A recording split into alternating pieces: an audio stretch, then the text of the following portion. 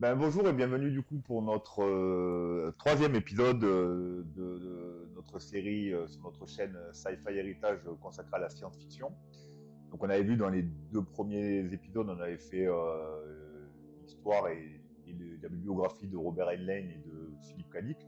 Et aujourd'hui on s'attaque à un monstre, on va dire, qui est Howard Phillips Lovecraft, qui va du coup réunir une fois de plus mon papa Christian et donc moi Julien autour de cette émission. Alors en préambule, on voulait déjà vous remercier du soutien que vous nous avez témoigné, puisque les vidéos, alors qu'on n'en fait quasiment aucune publicité, on rencontre un petit succès qui nous fait plaisir, en tout cas nous donne envie de continuer. Donc si vous continuez, donc on vous encourage à nous partager ce que vous en pensez et à vous abonner à la chaîne et à la liker si jamais cela vous convient. En tout cas, nous, ça nous touche et on vous remercie de votre soutien. Donc là, pour celle-là, on a mis un peu de temps à la sortir par rapport aux deux premières.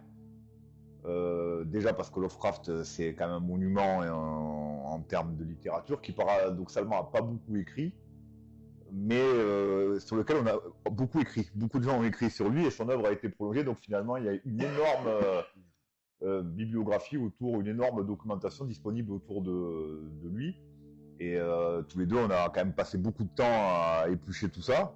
Je pense que tu parleras assez rapidement de tes sources et de comment tu as travaillé. Mais du coup, avant toute chose, j'aimerais bien juste déjà qu'on dise comment toi tu as découvert Lovecraft, quelle a été ta rencontre avec lui. Mais ma rencontre avec Lovecraft a été relativement tardive hein, parce que ce que j'en avais lu, l'approche que j'en avais, c'est que c'était un auteur de fantastique et non pas de science-fiction comme moi je préfère quoi. Donc, et de fait, la science-fiction par l'hérédité, là, ça s'est fait à l'envers. C'est-à-dire que j'y suis venu par toi parce que tu étais vraiment très fan hein, de Hum. Lovecraft. Et donc, ça m'a donné envie d'abord de relire ce que j'avais lu, puis bien sûr de compléter euh, tout ce chapitre sur lui. Et j'ai pas été déçu, hein, parce que franchement, ça vaut le coup. Hein, Lovecraft, ça vaut le coup. Et c'est un personnage qui est à part. Bon, tu me diras que tous ceux qu'on a déjà vus sont Ça, ont c'est une fausse singulier, oui, tout personnalité. à fait. Mais lui, il a quand même une antériorité parce que il est né à la fin du 19e siècle. Il n'a pas connu la Seconde Guerre mondiale. Donc c'est vraiment un précurseur. Hein. Et c'est un précurseur d'une forme de science-fiction. La science-fiction qui balbutiait à l'époque, puisque le terme science-fiction, on l'avait déjà vu quand on avait fait Robert Heinlein, date de la fin des années 30. Hein. Et lui, il est mort en 37. Donc la science-fiction n'était pas encore un genre reconnu à part. Et il a effectivement fait sa trace. Hein. Et c'est très important d'en parler, mais c'est vraiment quelqu'un à connaître. Et puis il a inspiré énormément il n'a eu aucun succès à son époque, hein, ou très peu. Hum. Mais par contre, il était très bien, comment dire, vendu après, quand il est mort. Il a eu des exécuteurs testamentaires littéraires hein, qui se sont vraiment battus pour qu'il soit connu. Et ça a marché, puisque là, maintenant, il a un succès euh, Ah, phénoménal, hein. mondial, hein, Ouais. universel. Voilà je pouvais dire sur Lovecraft. Alors moi, je veux quand même aussi revenir sur comment moi j'ai rencontré Lovecraft. Donc, alors un peu comme toi, c'est-à-dire un peu sur le tard dans ma vie, c'est-à-dire que bon, la première fois que j'en ai entendu parler, je devais avoir 15 ans, donc c'était il y a maintenant quelques années, on va dire les années 90. Et j'étais par des amis qui jouaient à des jeux de rôle basés sur sur le mythe de Cthulhu. Et moi, j'étais pas du tout à cette époque-là dans le jeu de rôle. Et du coup, j'avais entendu le nom, je connaissais Cthulhu, je connaissais le nom de Lovecraft, je lisais, j'écoutais quelques trucs que mes amis lisaient pendant le jeu de rôle, mais je m'y suis pas plongé à ce moment-là. Pour moi, déjà, c'est un auteur qui me faisait peur, déjà, parce que le fait qu'il regroupe une communauté de jeux de rôle, moi à l'époque, je connaissais pas trop, j'avais un peu d'appréhension, j'avais l'impression que c'était très élitiste, qu'il fallait soit tout connaître, soit on savait tout, soit on n'était pas légitime pour en parler et tout, donc c'était pas évident de rentrer dedans. Et c'est bien des années plus tard, dans mon parcours à moi, où j'ai découvert d'autres auteurs évidemment entre temps, puis on va dire c'est en 2018, je me rappelle très bien, parce que j'ai eu une grippe, un hiver carabiné, j'étais cloué au lit pendant 10 jours. Et à force d'être au lit, j'en avais marre et je cherchais, je voulais quelque chose pour m'évader un peu. Lire, c'était un peu compliqué parce que quand on a la grippe, c'est un effort et puis on est fatigué, il faut un effort de lecture, etc. Donc j'avais cherché pour la première fois des livres audio. Et sur YouTube, je suis tombé sur une chaîne que alors, je recommande et j'en profite pour le dire ici, qui s'appelle Tindalos, où il y a un narrateur qui lit les livres avec une petite mise en scène derrière et qui vous lit les nouvelles. Alors comme c'est des nouvelles en plus, c'est très pratique puisque la lecture prend, selon les nouvelles, en moyenne pour une demi-heure, trois quarts d'heure, vous avez votre nouvelle qui est lue en entier. Et j'ai tout dévoré, tout ce qui existait sur cette chaîne. Et à partir de là, je me suis remis au livre et à l'univers et je suis tombé dedans là, on va dire passionnément à ce moment-là. Donc c'est pas non plus, toi comme moi, ça n'a pas été une approche évidente, ça n'a pas été un coup de foudre immédiat. C'est venu avec le temps et la persévérance, parce qu'il se mérite quand même, Lovecraft, il faut aller un peu le chercher. Et du coup, nous voilà aujourd'hui pour faire ça. Donc je propose qu'on commence avec que tu nous racontes un peu sa vie. On va commencer par sa biographie. Alors, je vais dire, on bénéficie pour lui d'une biographie monumentale qui est récente et qui fait tout à fait autorité. C'est un Américain qui s'appelle Joshi qui a écrit ça. Ici. Ça a été publié en France en 2022, donc c'est tout à fait récent. Et c'est 2 tomes qui font 1700 pages sans la moindre photo. C'est un monument, et donc c'est bien d'avoir ça comme référence, mais il faut quand même arriver à rentrer dedans et à essayer de retirer ce qui est intéressant. Alors, pour ce qui concerne donc la biographie, Howard Phillips Lovecraft, qu'on appellera HPL, là c'est beaucoup plus simple parce que sinon on ne s'en tirera pas, est né le 20 août 1890, c'est-à-dire donc vraiment à la fin du XXe siècle. Du 19e siècle. Du 19e siècle, pardon. Il est né donc à Providence, dans la province dans l'État de Rhode Island, en Nouvelle-Angleterre. C'est-à-dire, il est né, comme il le dit lui-même, je suis le fruit d'une longue lignée anglo-yankee. Les Yankees sont les habitants de la Nouvelle-Angleterre, hein, c'est comme ça qu'on les appelle. C'est vraiment les purs et durs, c'est les premiers. Et ça fait partie des premières colonies anglaises aux États-Unis. Hein. Et c'est des colonies puritaines, hein, c'est-à-dire c'est vraiment c'est des purs et durs au niveau religieux. Hein, et c'est pas des rigolos. Ça expliquera peut-être un peu aussi pourquoi HPL avait l'air un petit peu coincé, quoi. C'est le moins qu'on puisse dire. Donc, il est né à Providence, et cette province Nouvelle-Angleterre, c'est la patrie des WASP, hein, les White Anglo-Saxon Protestants, hein, pour dire vraiment à nouveau tout ce côté conservateur qui l'entourait. Il avait descendu d'une famille, surtout par sa mère, depuis les premiers colons en 1630. La Nouvelle-Angleterre aussi est intéressante parce qu'ils ont lutté, bien sûr, contre les Indiens, hein, contre les indigènes. Ça, ils n'ont pas été les seuls. Et ils ont aussi pratiqué la traite des Noirs. C'est pas neutre parce que il y a quand même chez HPL un côté raciste, hein, dont on parlera, mais enfin, c'est pas le plus important. Mais enfin, on en parlera quand même parce que je crois qu'on ne peut pas l'éviter, on en parlera plus tard. Donc, il est né à Providence, 454 à Angle Street, c'est important. Il est né dans la maison de son grand-père. Et son père, Winfield, en 93, c'est-à-dire qu'il avait à peine 3 ans, a été hospitalisé pour une démence. Et pendant 5 ans, il est resté hospitalisé. Il est mort en 98. Et c'était une démence d'origine syphilitique. Oh là là, shocking! Dans une famille puritaine, hein, ouais. Le père avait la syphilis. Bon. Tu peux rappeler quand même ce que c'est la syphilis pour ceux qui... La syphilis, c'est une maladie qui, à l'époque, dans ces époques-là, les 2 grosses causes de mortalité, c'était la syphilis et la tuberculose. Bon, alors, la syphilis, c'est une maladie contagieuse qui se passe au niveau sexuel, bien sûr, et qui faisait des ravages énormes, quoi. Il y avait pas de traitement antibiotique, il y avait rien, hein. Bon, maintenant, on la soigne, on la guérit, mais à l'époque, c'était catastrophique. Et donc, c'est pas autant la tuberculose, c'était quand même entre guillemets une maladie honorable, hein. Voilà. Oui.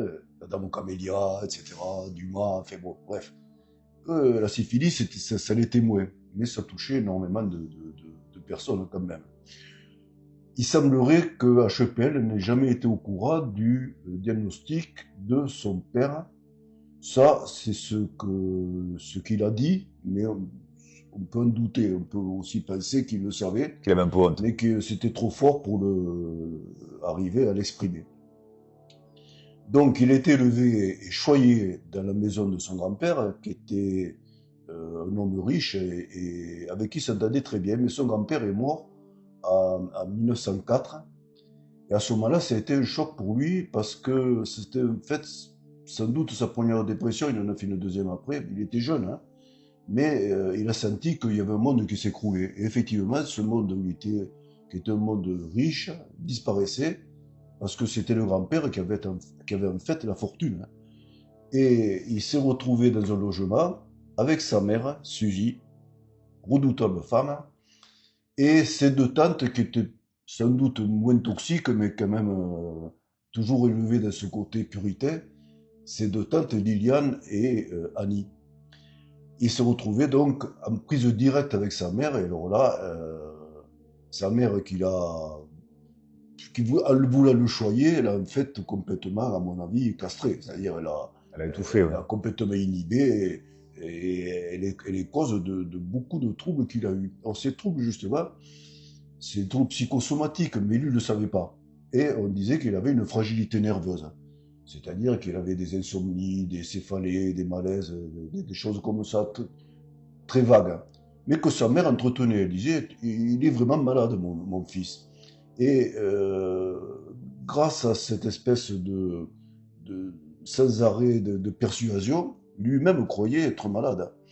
Et du coup, il a sa scolarité, alors qu'il était brillant, hein, c'est un gamin qui a appris à lire et écrire très vite, qui a écrit une première nouvelle à l'âge de 6 ans, Ouais. qui s'intéresse à l'astronomie, à la chimie, enfin, il À était la vraiment mythologie, surtout. très Aussi, hein, brillant. beaucoup. Mais il allait un coup sur deux à l'école, il y allait, il revenait, etc. Il n'a jamais pu passer son diplôme de fin d'études, hein, même si à un moment donné il a dit qu'il l'avait passé parce qu'il était fier, mais il l'a jamais passé, ce qui fait qu'il n'a pas pu aller à l'université.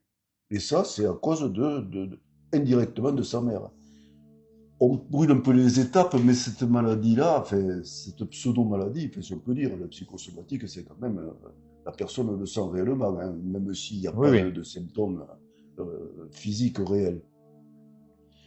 Un petit peu plus tard, je veux dire, on brûle les étapes, mais c'est important, 1915, au moment de la guerre mondiale, la Première Guerre mondiale, il veut s'engager dans la garde nationale et il est pris à l'examen physique, c'est important ça. Donc s'il avait été Il vraiment est malade, apte. on l'aurait pas pris. Et sa mère intervient de façon arbitraire par derrière, en faisant jouer le médecin traitant, le faisant réformer pour maladie nerveuse. Enfin, déjà, on voit on voit l'importance de cette femme. Et ça, c'est pareil au niveau, troisième point, du travail.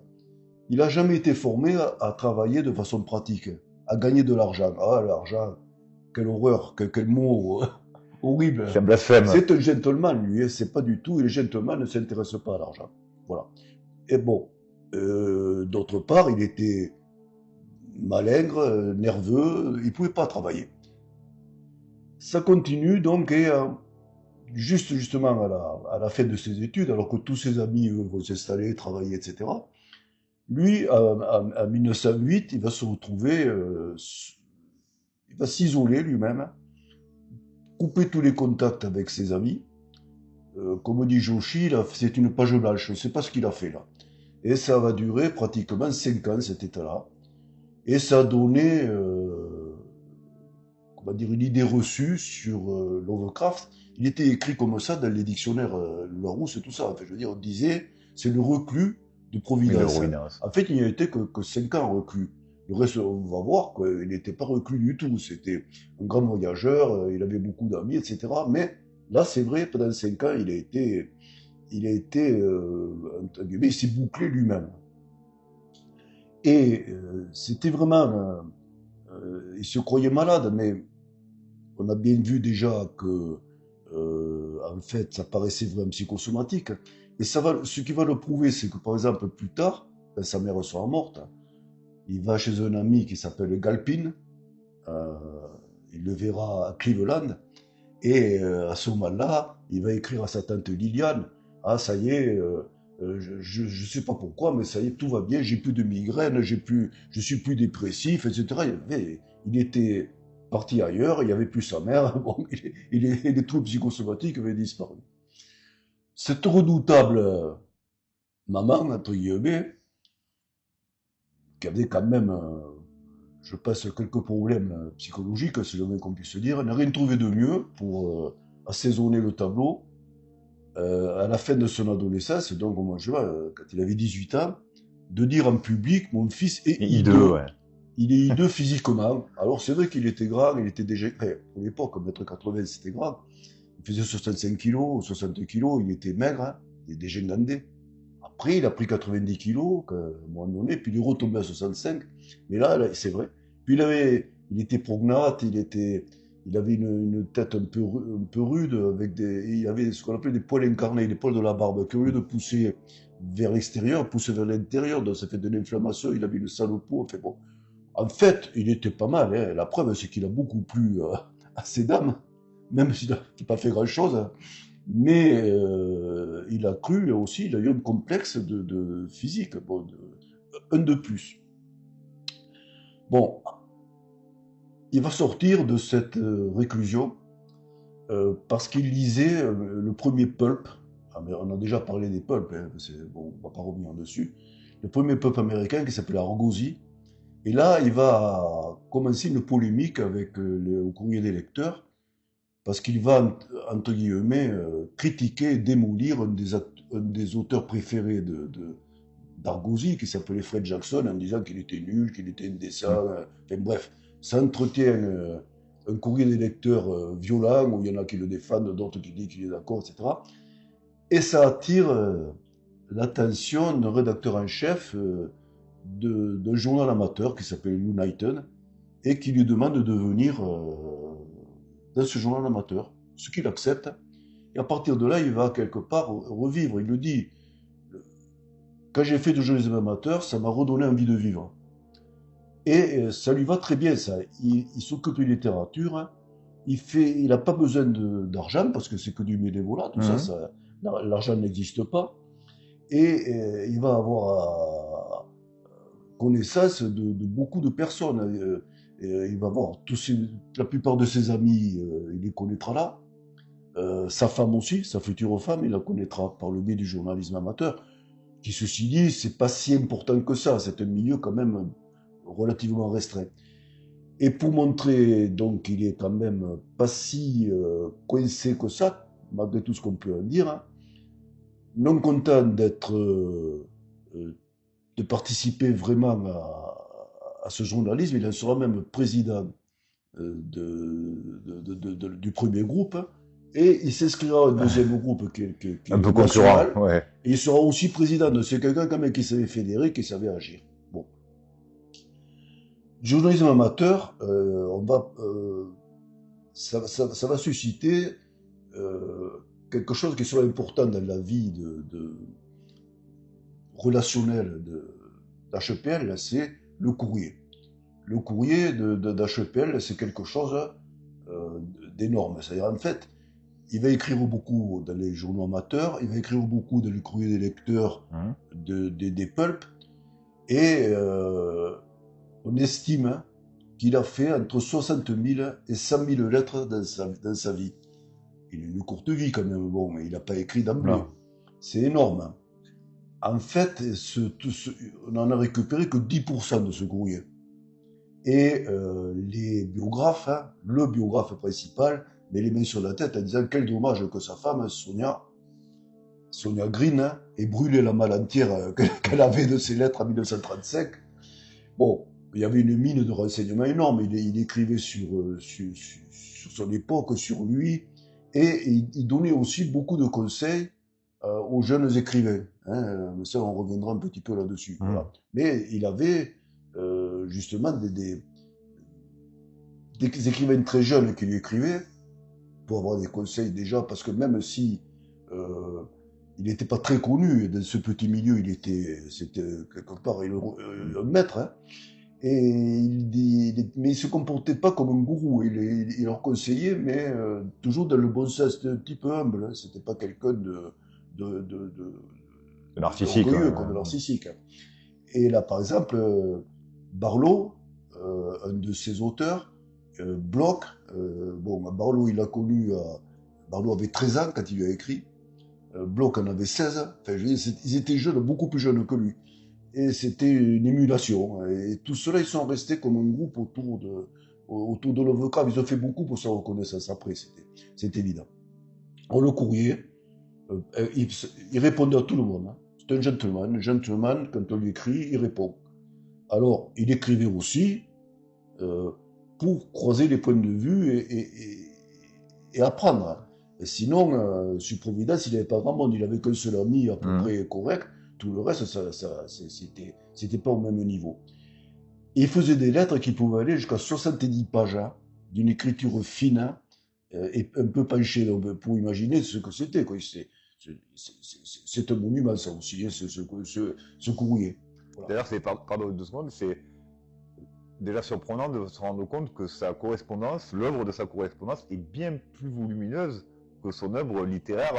C'est incomparable. Totalement, absolument. Pour lui, le courrier, c'était quelque chose de fondamental. En fait, il adorait écrire, il écrivait tout le temps. Très, très bien. Donc, voilà. Pour le courrier, autre point important, qu'on va en parler là, c'est ses voyages. Alors là, je suis désolé, mais je fais un peu des allers-retours dans le temps. Non, mais sinon, bon, ça explique bien sa vie. Explique bien. Les voyages, c'est aussi quelque chose de fondamental dans la vie d'HPL. Alors ça, jusqu'à ce qu'il connaisse Sonia, et tant que sa mère était en vie, il s'est contenté de la Nouvelle-Angleterre, il n'est pas allé plus loin. Mais quand Sonia Green lui a fait sa séduction, hein, parce que c'est Sonia qui est venue vers lui, c'est pas lui qui est allé vers Sonia. Hein. Alors là, il a fait à 22 là, un grand voyage pendant 3 mois. Il est sorti, il est allé à New York, il est allé à Cleveland, à New York, un peu partout. Et à partir de cette époque-là, toute sa vie, au printemps-été, il va voyager. Et tous les Noëls, il les passera à New York chez ses amis. Alors, attention, hein, il n'a pas d'argent, hein, il sera pauvre, on reviendra là-dessus, il sera pauvre toute sa vie, hein, et il ne s'en plaindra jamais. Donc, il fera tous ses voyages avec le minimum de dépenses, à pied le plus souvent, c'est un marcheur infatigable, ce qui prouve que sa maladie psychosomatique, que sa maladie était vraiment psychosomatique, s'il était vraiment malade, il n'aurait pas pu marcher comme il marchait. Il épuisait tous les gens qui voulaient le suivre. Hein. Il marchait, quand il prenait les moyens les moins chers, quand il était à New York, il prenait le métro, il prenait le tramway, après il a pris le bus, il a pris le train, il a pris le bateau, et ben, tout ce qui n'était pas cher, il le prenait, et pour coucher, il couchait quand il pouvait dans le moyen de transport, dans le bus, dans le train, dans des auberges de jeunesse, et puis n'oublions pas que tous ses amis, et Sonia, tout ça, ont participé à ça. Et, il savait qu'il n'y avait pas d'argent, il l'aidait. Il l'aidait aussi pour manger, parce que on verra qu'il il a pesé moins 90 kilos, mais là, il a plutôt été à 65 tout le reste de sa vie qu'à 90. Donc il ne mangeait pas grand-chose. Alors il a beaucoup voyagé.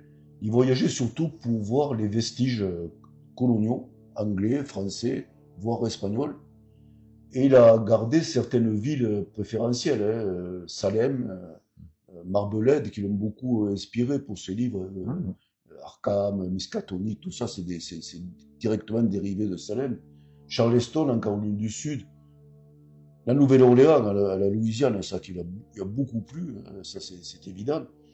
Il a traversé le Mississippi quand il était à la Louisiane, mais il est allé juste sur l'autre rive, parce que ça c'était du HPL. Là.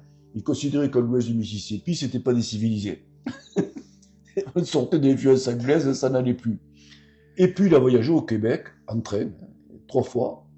Une fois à Montréal, Il n'a pas pu faire mieux, hein. Il n'y avait pas d'automobile, il ne pouvait pas prendre l'avion, il n'y a pas d'argent, etc. Et le Québec, il était enthousiaste, hein.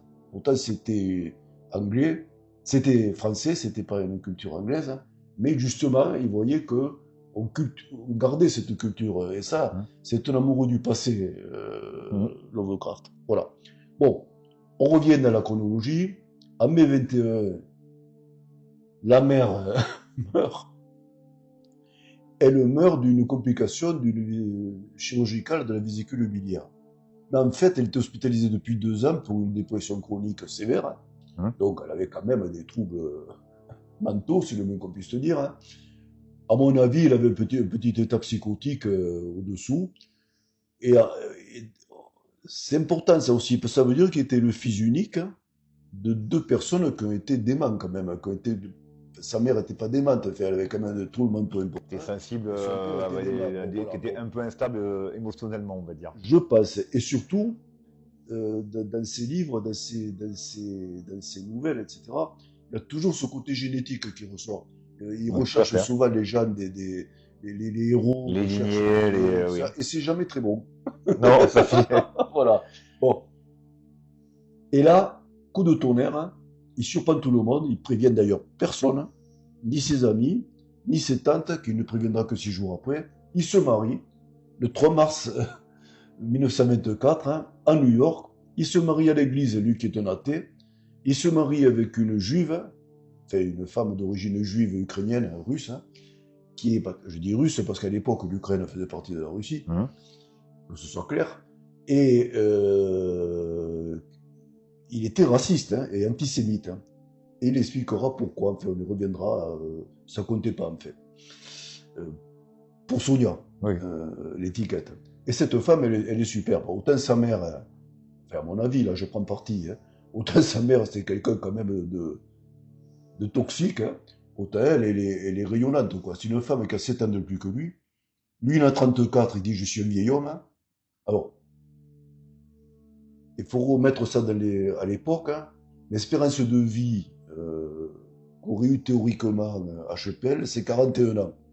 En fait, il est mort à 47 ans, donc il n'était pas si vieux que ça. Mais il se sentait vieux, mais elle avait 7 ans de plus. Elle était veuve, elle avait une fille déjà assez grande. Elle avait un dynamisme du tonnerre, hein, c'est le cas de le dire, Hein. hein. Elle était indépendante, elle travaillait, elle était modiste, elle faisait des chapeaux. À l'époque, toutes les personnes, femmes, hommes, portaient des chapeaux.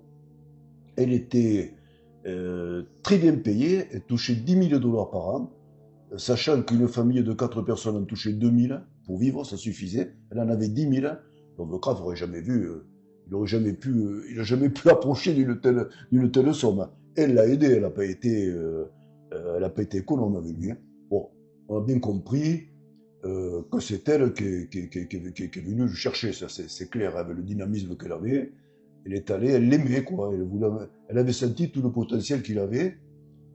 Peut-être c'est un peu le tort de certaines femmes, hein, sans sexisme, mais elles veulent peut-être parfois modifier le conjoint pour le transformer. Bon, enfin, peu importe, c'était d'excellentes intentions.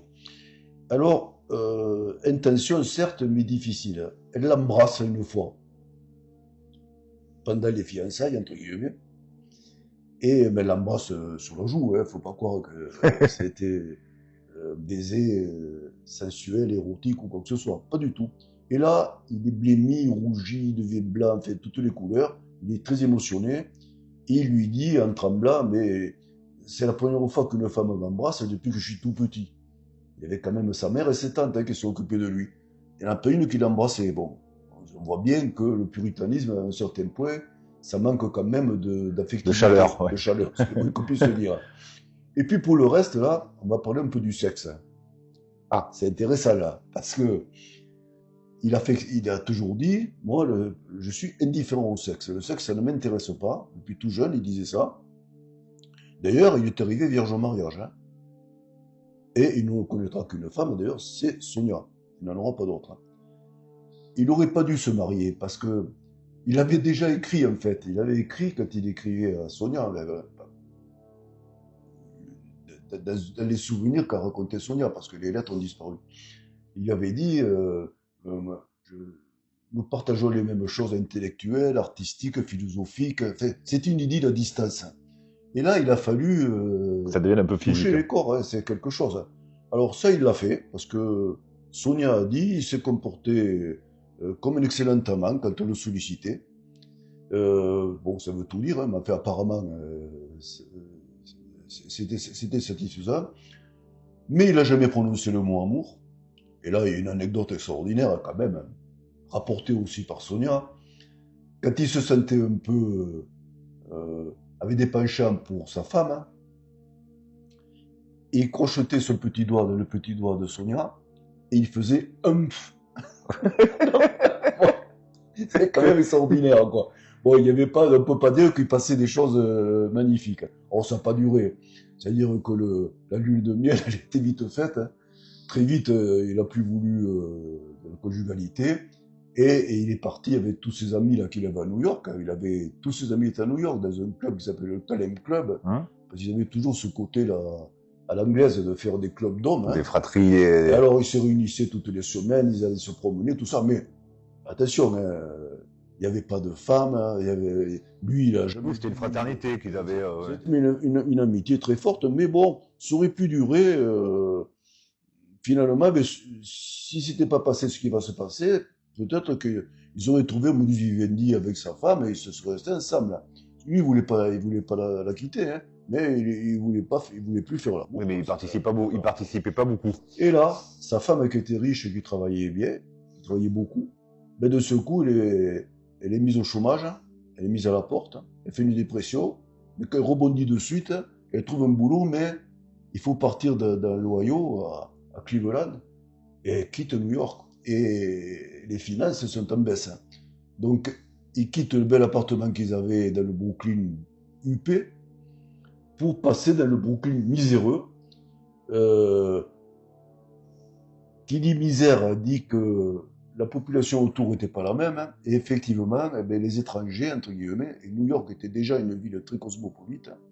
Les étrangers qui arrivaient, qui étaient pauvres, mais ils étaient tous dans ce quartier-là. Or, ça va exacerber. Houellebecq a raison, il a écrit le livre Houellebecq sur HPL, où il le voit suicidaire, ça il a tort, mais par contre, quand il était à Providence, il avait un racisme, j'allais dire, mondain, mais là, quand il était en contact avec les direct, là, c'est passé carrément à la haine. Hein. Bon, ça c'est vrai.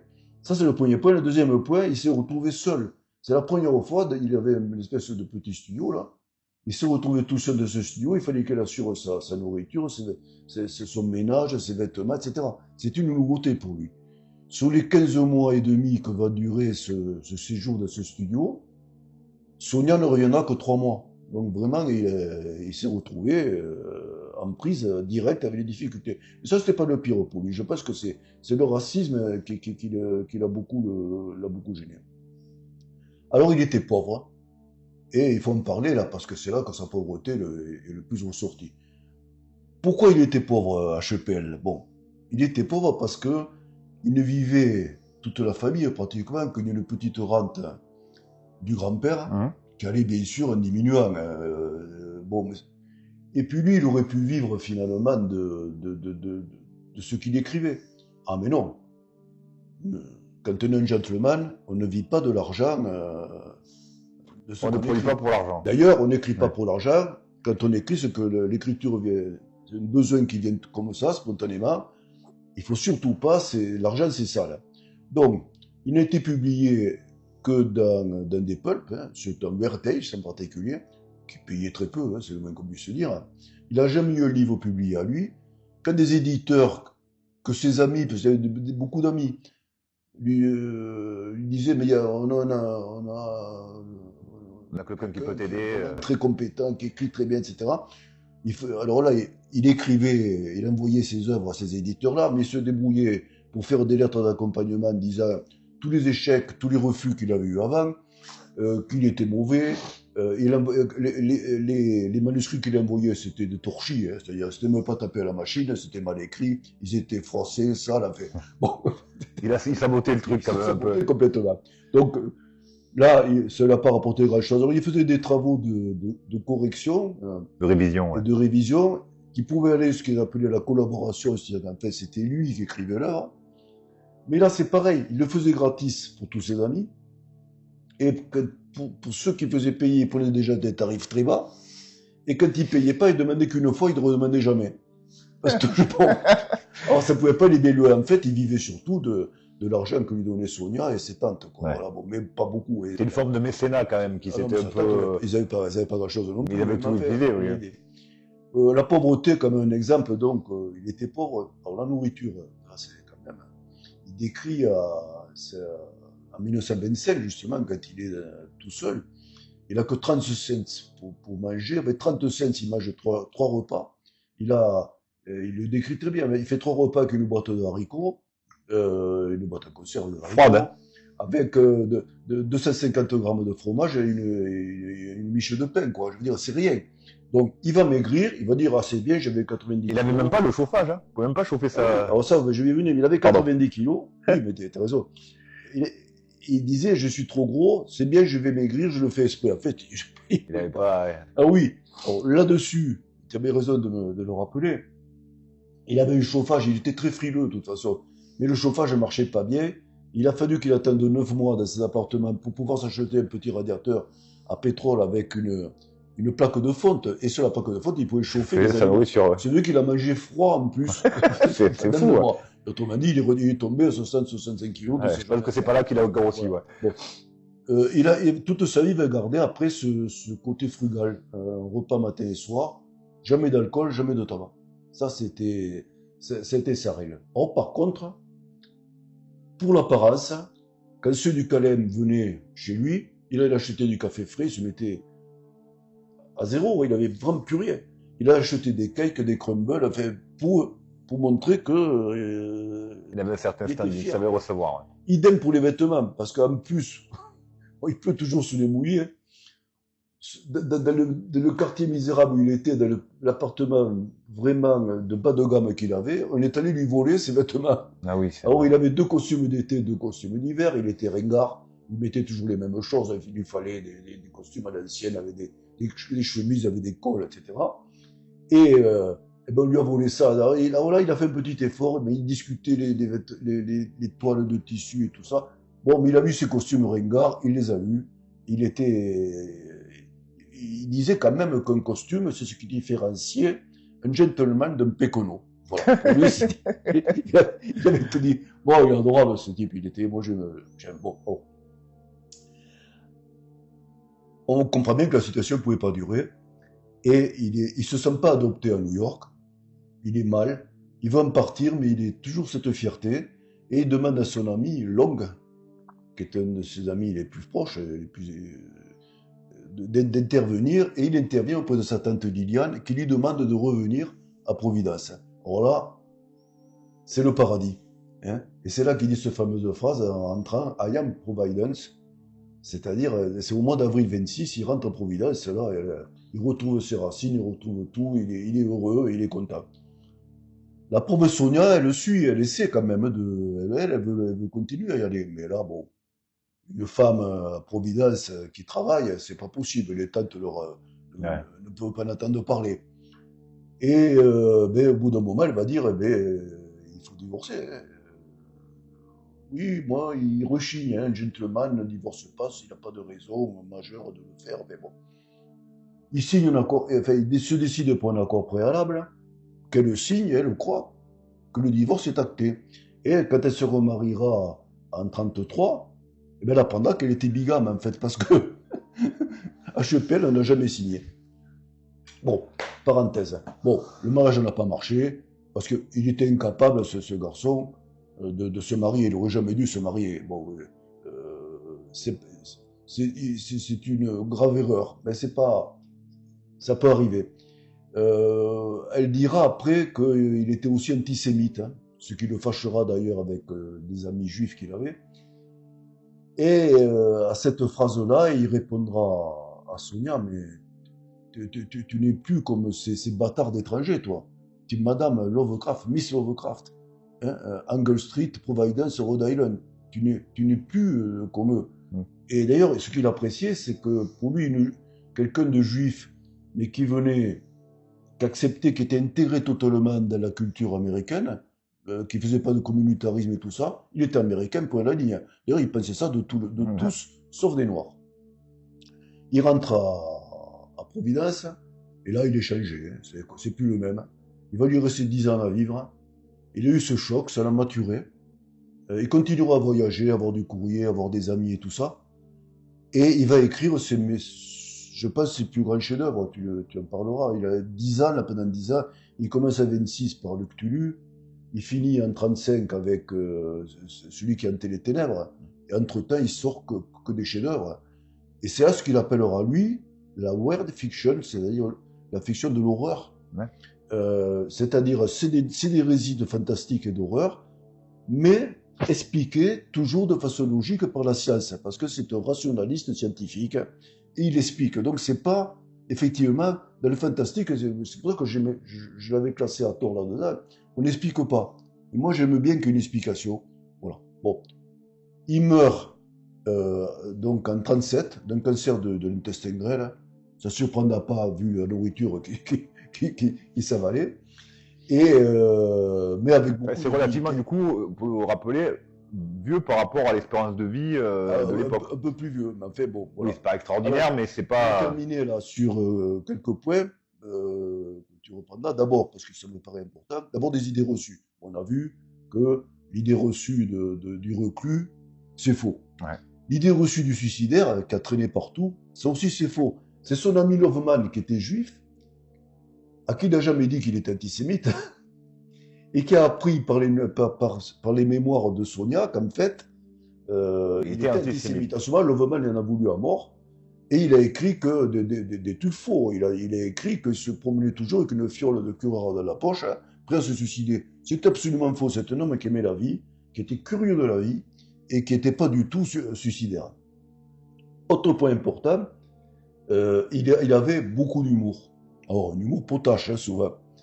Ils ont fait un concours de cavalerie, le plus de crème glacée, avec des amis.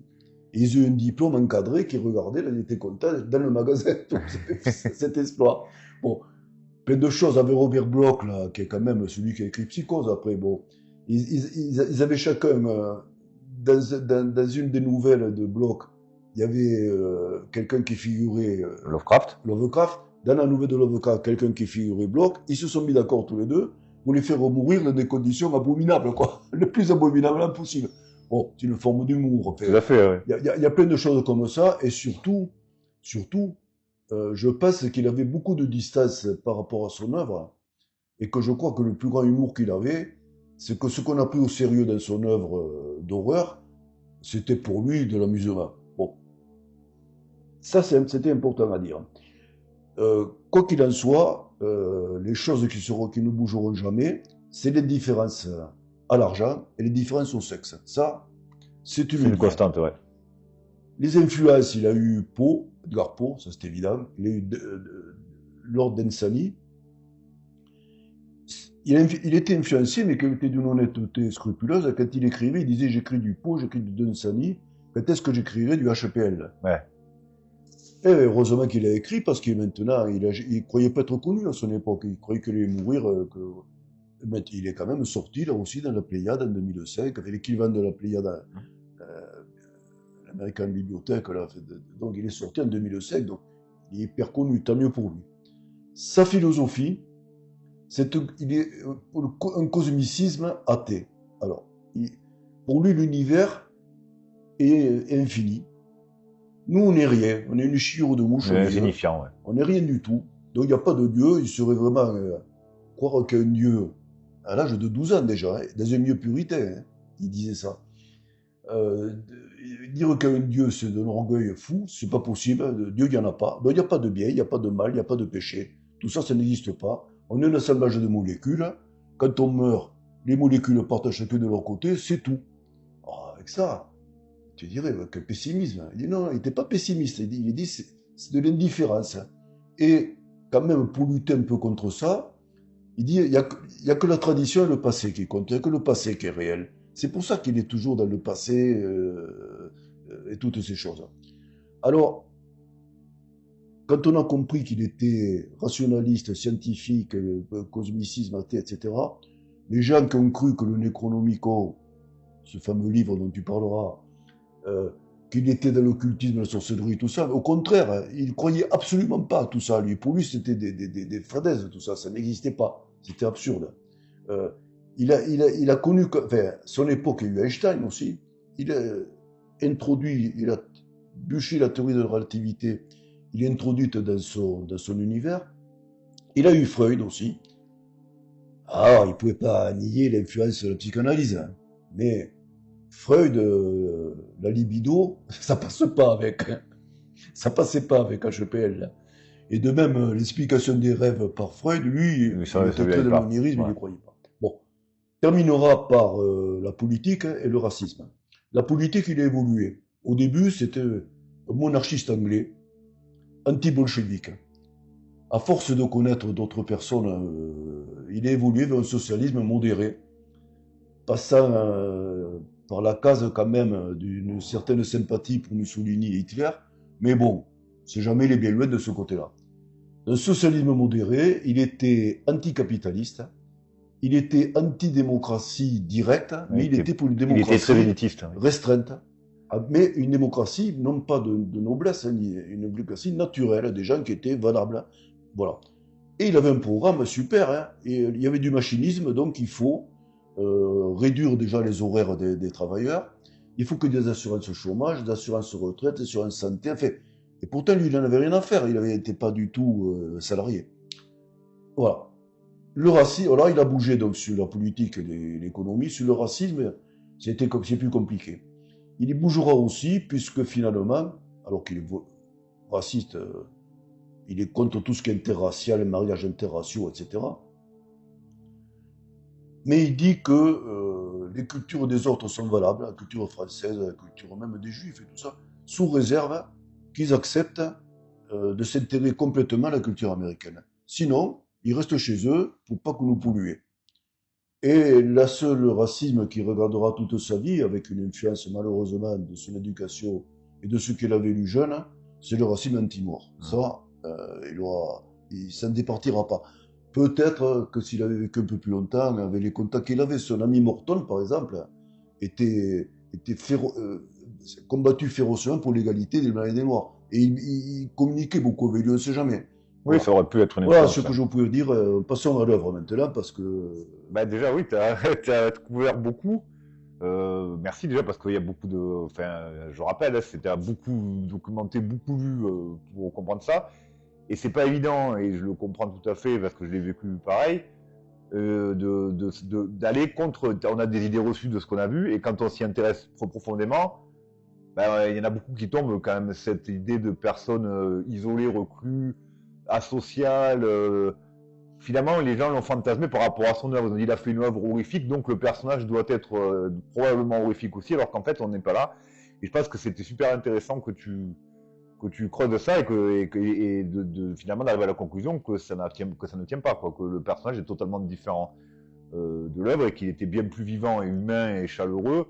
Enfin, chaleureux peut-être pas que sa femme, mais en tout cas bien plus vivant, humain et dans la vie que certains ont pu le laisser penser. Alors, au niveau des œuvres, évidemment, avec la première remarque, je le redis, hein, c'est l'œuvre, je me concentre moi sur l'œuvre littéraire de Lovecraft et pas sur les prolongations qu'il y a pu avoir avec Auguste Derleth ou d'autres auteurs qui ont prolongé, ou Smith qui ont prolongé ce qu'il avait fait. Parce que sinon, ça mériterait une autre émission encore, parce que c'est presque. Cthulhu, par exemple, c'est 20% a été écrit, peut-être 10% a dû être écrit par Lovecraft, et le reste a été prolongé par tous les auteurs, par tous ses héritiers spirituels ou littéraires. Donc ça, on pourrait ne jamais s'arrêter. Donc moi, je vais rester purement sur du Lovecraft. Alors, j'ai pris le parti discutable, en effet, de prendre on va dire trois ensembles de textes qui ne sont pas liés par la chronologie, mais plutôt par une thématique, par plusieurs thématiques. Donc les histoires macabres, le cycle onirique et enfin le mythe de Cthulhu. Donc les histoires macabres, moi c'est un peu celle-là que j'ai découvert en premier. C'est généralement des nouvelles assez courtes et elles sont centrées très souvent autour de la peur. Donc il y a la citation de Lovecraft qui dit l'émotion la plus ancienne et la plus profonde de l'humanité est la peur. Et la peur la plus ancienne et la plus profonde est la peur de l'inconnu. Donc la peur de l'inconnu chez Lovecraft, c'est central. C'est d'ailleurs, je pense que c'est l'origine aussi de son racisme, son antisémitisme, et de sa volonté d'avoir un creuset uniforme américain, de monarchie, d'héritier de la monarchie anglaise, etc. Ça vient aussi de là, c'est qu'il a une peur de tout ce qu'il ne connaît pas, et ça va être central dans ses écrits. C'est un thème pour le coup qu'on retrouvera partout. Dans ces histoires macabres, alors elles n'ont pas forcément de lien entre elles, elles ne sont pas interconnectées, c'est vraiment des nouvelles qu'on peut lire indépendamment dans n'importe quel ordre, il n'y a pas vraiment de règles. Bon, il y en a plusieurs, il y a Les Rats dans le mur, alors elle est marrante, marrante c'est pas le bon mot, mais qui raconte le départ d'un héritier qui va s'occuper d'un manoir familial en Angleterre et qui retourne en Angleterre pour s'occuper du manoir, et il est tout seul à vivre là dans le manoir de ses ancêtres, et puis il entend des bruits dans les murs qu'il assimile à des rats, et il se rend compte assez rapidement que c'est le seul à les entendre, ces bruits. Puis finalement, avec des amis architectes, il décide d'entreprendre d'aller fouiller, et en fouillant, il trouve des escaliers, une crypte, des catacombes, et arrivé au bout de ces catacombes, il trouve tout un ensemble de rituels, d'objets qui ont servi à des rituels cannibales, et il se rend compte que ses ancêtres étaient des cannibales, et à partir de là, il reste enfermé chez lui, il tombe dans ces défunts typiques de Lovecraft, ça, où il y a le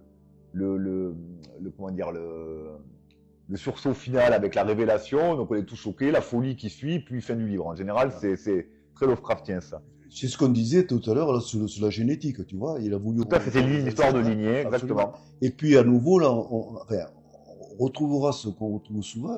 Pour lui, c'est tous ces monstres-là. En fait, c'est la peur d'avoir peur, hein, c'est quelque part. Hein, parce qu'en fait, ces monstres le touchent. Il ne l'attaque pas. Voilà. Mais ça vient toujours des profondeurs. Là, c'est des catacombes, mais ça peut être de tombeaux, ça peut être. Le fond de l'océan. Le fond de l'océan, etc. Ils viennent parfois des greniers, c'est vrai. Mais c'est souvent dans les profondeurs. C'est vrai. Et c'est typique, ces monstres sont hideux, ils visqueux, ils sentent le poisson. Il va dire, parce qu'il n'aimait pas le poisson, il avait le mort de poisson. Ça se voit un peu, ouais. Voilà. C'est typique, c'est comme d'ailleurs, oui, bien sûr, vas-y. Ces héros, après tout, ils pouvaient pas d'un fusil ou un couteau se défendre. Non, souvent ils s'évanouissent, c'est trop, quoi. C'est insupportable. Sont subjugués, ouais. C'est une espèce de subjugation, ouais, et il n'y a pas. C'est génial. Mais là, t'as raison, c'est que c'est assez typique chez Lovecraft. C'est ça aussi qu'il faut casser, ce n'est pas du gore. Ah non. Il n'y a pas très peu finalement de violence. C'est de la psychologie, c'est pas du. Il y a très peu de meurtres, très peu de mutilations, de sang. C'est très mineur dans l'œuvre, hein. C'est très épisodique. C'est la pression psychologique qui joue beaucoup sur la peur. C'est à la Hitchcock, hein. C'est l'ambiance qui fait que on est pris et ça met une pression, et on est sous pression, et on a peur d'avoir peur, en fait. C'est exactement ça. Absolument. Et c'est ça qui tient le jeu, et c'est ça aussi qui le rend accessible. Et souvent, moi, Lovecraft, j'avais un peu l'image que c'était assez gore et fort et trop dur à encaisser. C'est pas trop mon truc, ça. Et du coup, c'est aussi une des raisons pour lesquelles j'ai mis du temps à y aller. Quand je me suis dit que je me suis rendu compte que ce n'était pas du tout ça, ça m'a soulagé, j'ai pu lire le reste. On peut noter aussi la musique d'Eric Zahn, qui était aussi dans l'histoire macabre. Alors, je vais pas la raconter, mais c'est rapidement une personne qui vit dans son immeuble et qui, je sais pas si là, je fais un résumé très court, joue de la musique tous les soirs, et on se rend compte que cette musique sert à éloigner le mal tous les soirs de la ville et de sa maison, et que le jour où il ne jouera plus sa musique étrange, ce sera la folie et la fin de sa vie. Donc, elle est jolie, celle-là. Et le festival aussi qui est à lire est bien, et j'ai choisi surtout j'en ai pris une où je vais détailler un peu plus, c'est le Molosse. Alors j'ai fait exprès d'en prendre une qui est pas très connue, mais je trouve qu'elle est bien parce qu'elle convoque beaucoup d'éléments propres à Lovecraft, des artefacts, de la peur, des créatures, des monstres, des voyages, de quelque chose aussi de lignée. Donc là, c'est le personnage principal, donc on connaît pas son nom. Ça c'est Lovecraft, aime bien avoir des narrateurs dont on connaît pas trop le nom aussi. Donc c'est pareil, ça rajoute aussi au mystère, et ça permet en fait de s'approprier aussi l'histoire, puisqu'on peut finalement se projeter dedans, vu que la place est libre, il n'y a pas de nom, on peut se mettre à la place sans trop de problème. Et donc il y a un ami Saint John et ils vont tous les deux, leur loisir c'est d'aller piller des tombes. En fait c'est des chercheurs d'or, ils rêvent de trouver des trésors, des objets, des antiques, des artefacts en fouillant des tombes. Et leur obsession les ramène en Europe, en Hollande, où ils vont apprendre l'existence d'une tombe particulière, puisque c'est celle d'un ancien illustre pilleur de tombes lui-même. Donc ils se disent, il doit y avoir beaucoup de choses intéressantes là-dedans. Donc, au soir, il se décide à aller ouvrir cette tombe et il trouve un squelette avec une amulette en forme de chien, avec un chien dessiné, enfin, voilà, avec la forme d'un chien. Et évidemment, il vole l'amulette. Et sur le chemin du retour, où le Saint John meurt, et c'est le narrateur qui a toujours l'amulette avec lui. Et il s'enfuit, et il se dit non, mais ça va pas que j'ai cette amulette, elle porte malheur. Il sent qu'il est en train de devenir un peu fou avec ça. Il décide de revenir quelque temps après, remettre l'amulette dans le cercueil. Et là, évidemment, sur le chemin, il est attaqué par des brigands qui lui dérobent l'amulette, et ces brigands sont déchiquetés par une créature quelques temps après. Donc lui, le narrateur apprend que c'est que les brigands ont été déchiquetés par une créature avec des bruits de loup un peu, enfin une espèce enfin, qui est un monstre un peu derrière ça l'inquiète, et par curiosité il va rouvrir la tombe du pilleur de tombe, et en l'ouvrant il voit le squelette couvert de sang et l'amulette entre ses mains. Donc là on comprend que c'est l'incarnation du squelette qui s'est transformé en monstre et qui est venu récupérer son bien, et que c'est lui qui a fait tous ces massacres. Et finalement, suite à cette découverte et à cette réalisation, ben, le narrateur tombe dans la folie et finit par songer au suicide. Enfin bref, ça finit mal pour lui.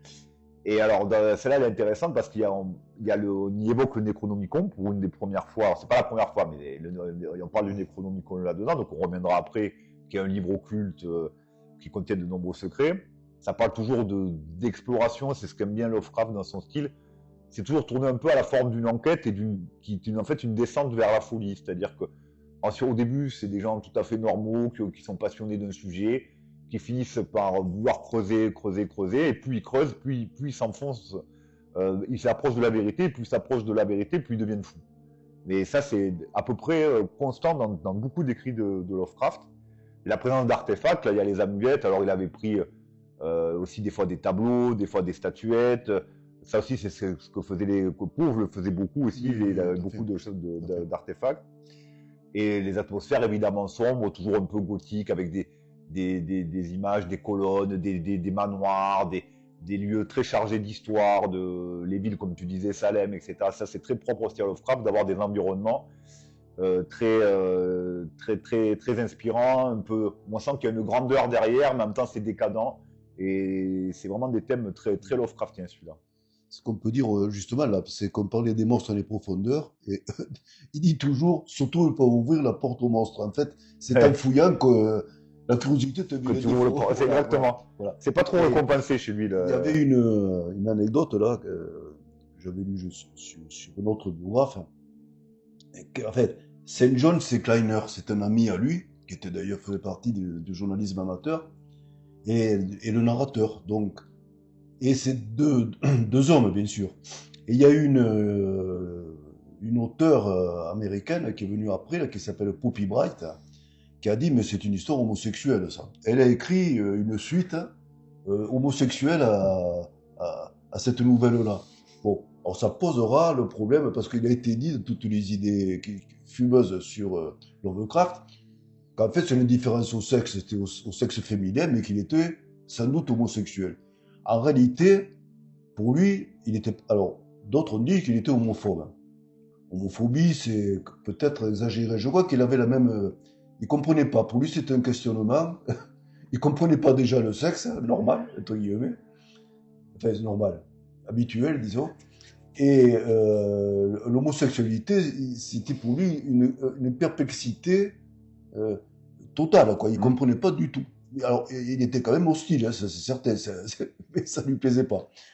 Sachant qu'il a eu deux amis homosexuels, mais il ne le savait pas. Barlow était homosexuel, Loveman aussi, finalement. Il l'a jamais su, ça, de son vivant. Voilà, juste pour parler de cette Après, c'est vrai que c'est parenthèse. une fraternité où ils se côtoyaient beaucoup, réservés entre hommes et tout. C'est très anglais, tous les clubs. Exactement. Mais alors Mais après, il s'y bon, passait sûrement que des choses. Des fois, non, non, c'est pour le peut-être, coup, bon, voilà. je rejoins ce que tu dis. Ouais, je pense que Lovecraft, lui, était dans l'indifférence un peu à tout ça.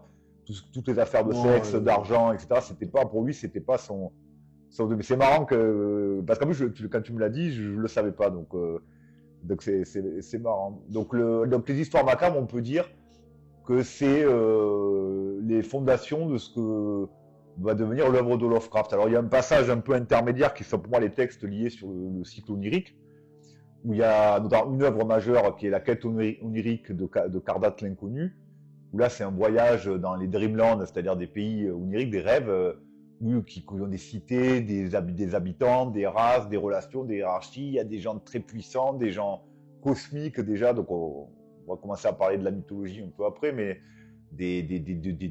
c'est pas des dieux, mais des anciens ou en tout cas des entités puissantes qui règnent là-dedans. Et celle-là, je vais pas je vous laisserai le plaisir de la lire parce que elle est tellement centrale qu'en faire un résumé, c'est pas vraiment lui rendre service. Je pense que si vous voulez en une pour introduire un peu l'univers comme porte d'entrée au mythe de Cthulhu gentiment, la quête onirique de Kardat l'inconnu, elle est très bien. Moi, je vais plutôt vous parler de Par-delà le mur du sommeil, moi qui m'avait beaucoup plu aussi, parce qu'en plus, elle est c'est très science-fiction pour le coup. Ouais, je pense que c'est la première nouvelle réellement de science-fiction qu'il ait faite, quoi. Ouais, moi, il y en a pas, elle est vraiment, elle a tous les codes. Alors, ça parle, je vais vous la résumer. Donc là, c'est Joe Slater, donc qui est un meurtrier qui est arrêté. Alors c'est ce qu'il appelle un white trash, donc c'est-à-dire comme quoi les blancs ils en prennent aussi dans leur tête, puisque pour Lovecraft c'est un peu l'équivalent des rednecks, c'est-à-dire des classes très pauvres, un peu consanguines, qui savent pas, qui ont aucune éducation, qui sont violents et qui sont méprisables et méprisés par les classes supérieures, par l'élite, dont évidemment le HPL aspire à faire partie. Mais bref, ce Joe Slater, il est retrouvé sur une scène d'un crime horrible et il est arrêté parce que c'est évident que c'est lui le coupable. Donc il est incohérent. Il alterne des épisodes de folie ou des épisodes de lucidité, d'intelligence extrême. Donc il est enfermé dans un hôpital psychiatrique parce qu'il est considéré comme fou. Et il y a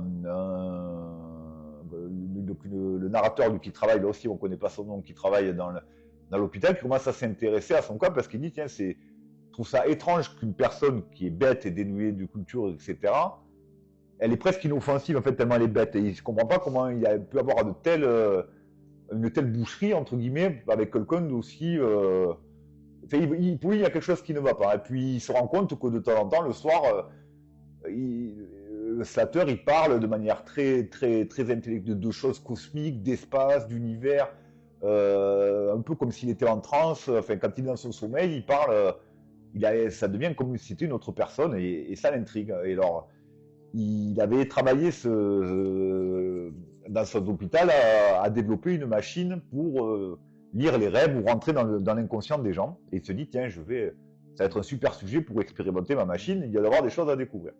Donc il branche sa machine, Slater fait une crise, enfin un épisode de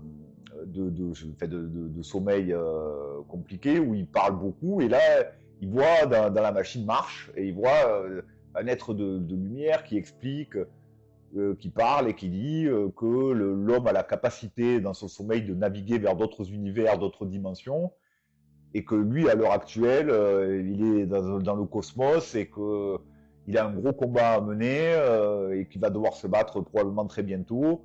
Et la pression devient de plus en plus forte, l'image devient de plus en plus envahissante et Slater, sa crise devient de plus en plus forte et finalement tout le monde est un peu KO. Slater meurt hein, d'ailleurs là. Et le narrateur, lui, est un peu trop traumatisé par l'expérience et il se demande si ça a marché. Il est choqué de ce qu'il a vu. Et en fait, le lendemain, quelques jours après, il se rend compte que il apprend dans les journaux qu'il y a eu dans l'espace une énorme explosion et que l'intensité d'une planète ou d'une galaxie est en train de diminuer, marquant le fait qu'elle ait été complètement détruite, ce qui laisse penser que ces êtres de lumière se sont battus dans le cosmos, ce sont eux-mêmes des galaxies qui se battent entre elles, et qu'il y a eu un combat terrible et quelqu'un qui est mort. Donc on apprend ça, et du coup on se dit qu'il existe quelque chose de grandiose au-dessus, mais une fois de plus, la mort finalement c'est presque de l'insignifiant. Slater il meurt parce que c'est trop pour lui. Il est pas volontairement tué, il est. Et ça, c'est typique, encore une fois, de Lovecraft. Et puis, ça finit comme ça, quoi. Donc, en gros, on apprend qu'il existe des choses, qu'il y a des êtres de lumière, des combats, qu'il y a le voyage astral qui est possible, qu'on peut voyager dans les rêves, etc. C'est tout à fait de la science-fiction. Hein.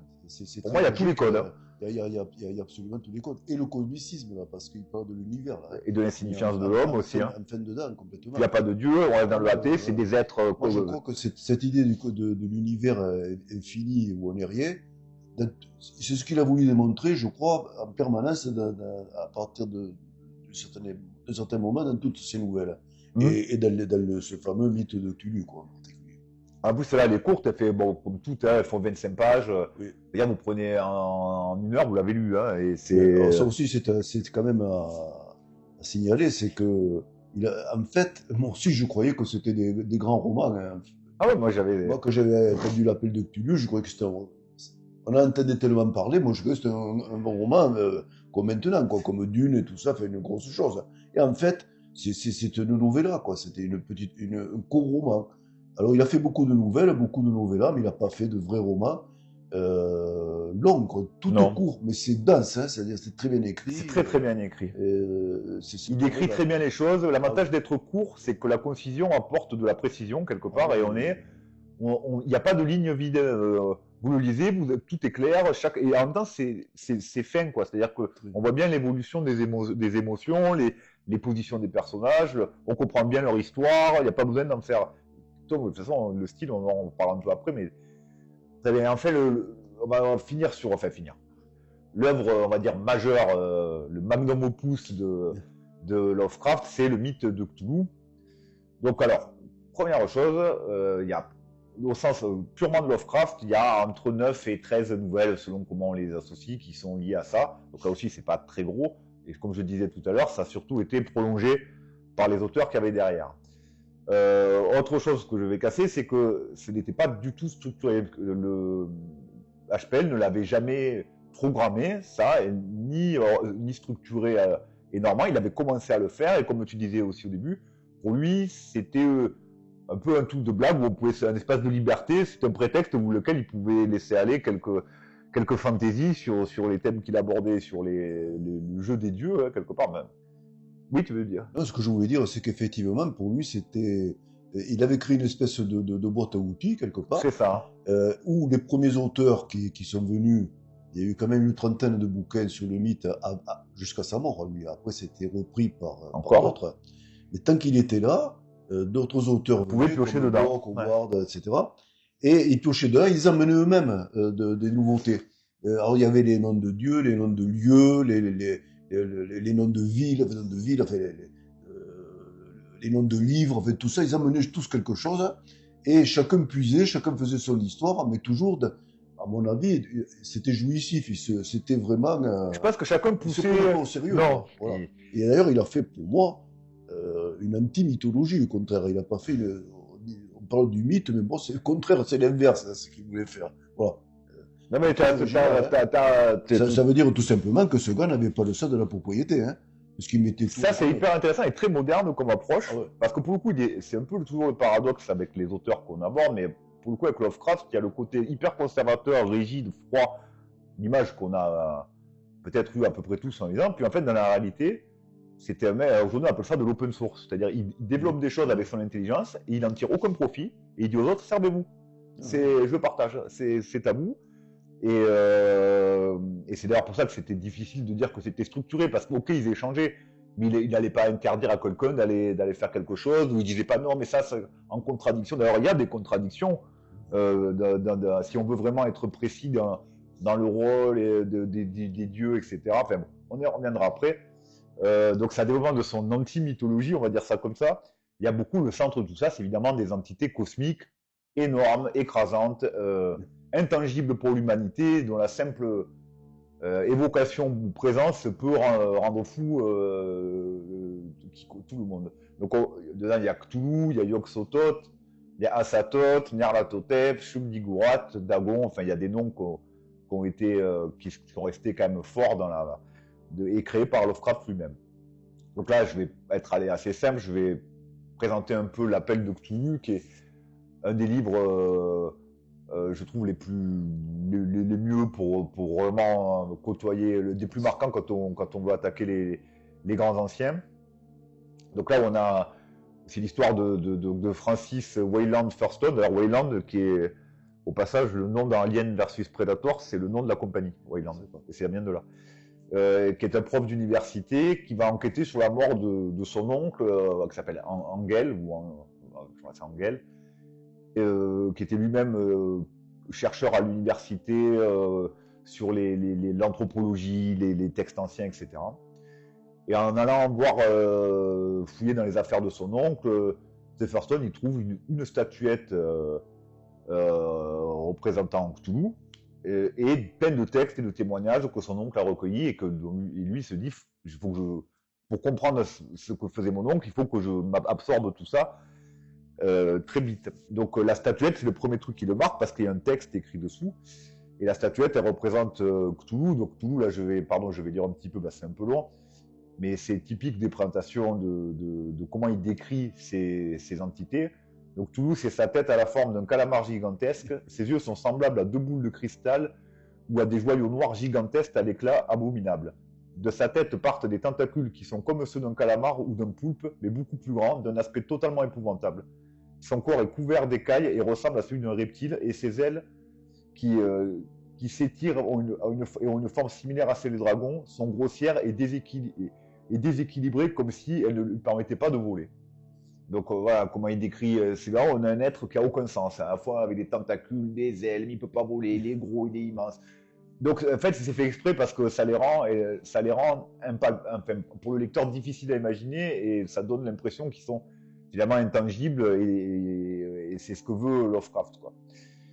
Donc à partir de cette statuette et des documents, il enquête, et dans les documents, notamment, il découvre que les symboles qui avaient été gravés sur la statuette, il arrive à les décrire. Donc sous Cthulhu, il y a écrit: dans sa demeure de Herlier, Cthulhu dort en attendant. Donc ça l'intrigue, ça aussi. Il se dit, mais qu'est-ce que c'est? Il découvre que son oncle avait trouvé différents cultes de gens qui pratiquaient un culte très actif et ancien autour de Cthulhu. Alors là, c'est un peu, on dirait, des sacrifices un peu païens, on ne sait pas trop comment c'est. Donc c'est un peu sombre, et puis il y a d'autres divers témoignages, et le dernier témoignage qui est le plus marquant, c'est l'histoire d'un marin Johansen, qui embarque avec un bateau dans un voyage commercial, et qui croise, donc il y a ce bateau sur le Emma, il y a un autre bateau, il croise un autre bateau avec des gens un peu bizarres à l'intérieur dans leur voyage. Ils finissent par se battre les uns avec les autres parce que les gens sont possédés sur l'autre bateau. Il y a un combat qui se déclenche. Juste après ce combat, donc Johansen s'en sort, ils s'en sortent bien, mais ils se rendent compte qu'une île est en train d'apparaître qui n'existe sur aucune carte. Et ils accostent, quoi. Puis ils vont voir, et plus ils avancent sur l'île, plus ils sont un peu comme aimantés par l'île, en fait. Ils deviennent fous, de plus en plus fous. Les gens font des actes un peu bizarres, enfin, ils sont un peu guidés comme s'ils étaient contrôlés. Et inconsciemment et sans le faire exprès, ils activent un mécanisme qui fait qu'un portail s'ouvre et Monstre et Cthulhu sort des mers. Donc là, ils sont tous paniqués, beaucoup meurent, et ceux qui arrivent à partir, ils reprennent le bateau, et Johansen dit: on ne peut pas partir en laissant cette créature comme ça. Et d'un acte de courage, il va percuter la créature avec le bateau. La créature n'a rien à cirer, elle l'ignore, ça lui fait rien du tout. Si ce n'est que l'île finit par disparaître, et lui il retourne sous l'eau, et Cthulhu avec. Les deux disparaissent, et Johansen rentre, il est du prix d'une folie profonde, il rentre à terre, et il finit par se suicider lui aussi quelque temps après, parce que devenu complètement fou. Donc ça, c'est typique encore c'est une des premières fois où on rencontre, où il décrit un ancien, de ce qu'il appelle les anciens, et Cthulhu, c'est quand même le plus... ouais, le t-shirt et tout, donc Cthulhu, c'est le plus emblématique de cela. J'aime beaucoup aussi dans les œuvres de ce cycle-là l'ombre au-dessus d'Innsmouth, le Shadow over Innsmouth, où là il y a les hommes poissons, qui est une super nouvelle. Alors à lire, je vais pas non plus la décrire, mais absolument, il y a les montagnes hallucinées quand même, qui est un chef-d'œuvre de ça, l'affaire Charles Dexter Ward aussi. Après il y a quelques montagnes hallucinées, c'est bien sûr.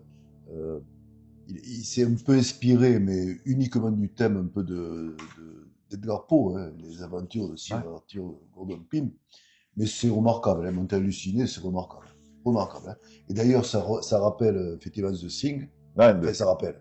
C'est avant The Thing. Hein, il y a une inspiration. De Carpenter film et le livre de Campbell. Et c'est tout, c'est les glaces, c'est les monstres qui sont dans des glaces et tout ça, et qu'on va réveiller finalement. C'est toujours la même chose. C'est toujours ça.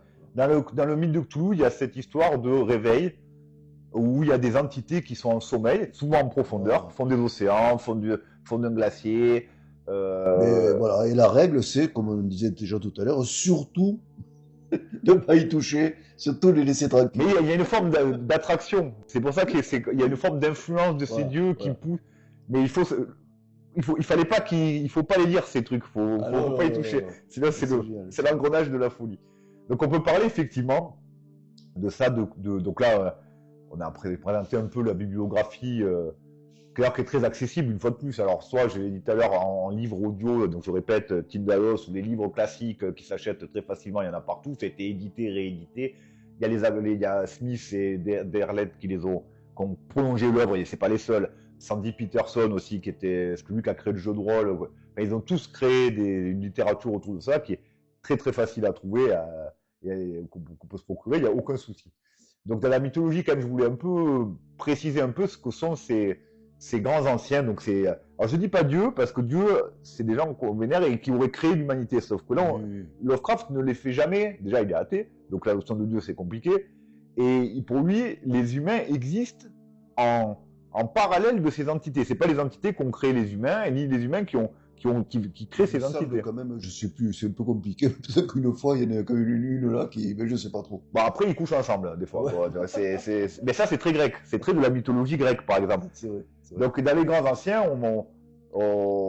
ils étaient normands, ils disent que c'est des grandes entités cosmiques qui sont inconcevables pour l'être humain et qui ont régné sur la Terre et qui se seraient partir. Alors ça, on sait pas trop pourquoi, c'est évidemment, c'était pas structuré. Donc, après, ça a été, mais je fais exprès de rester sur la partie Lovecraftienne.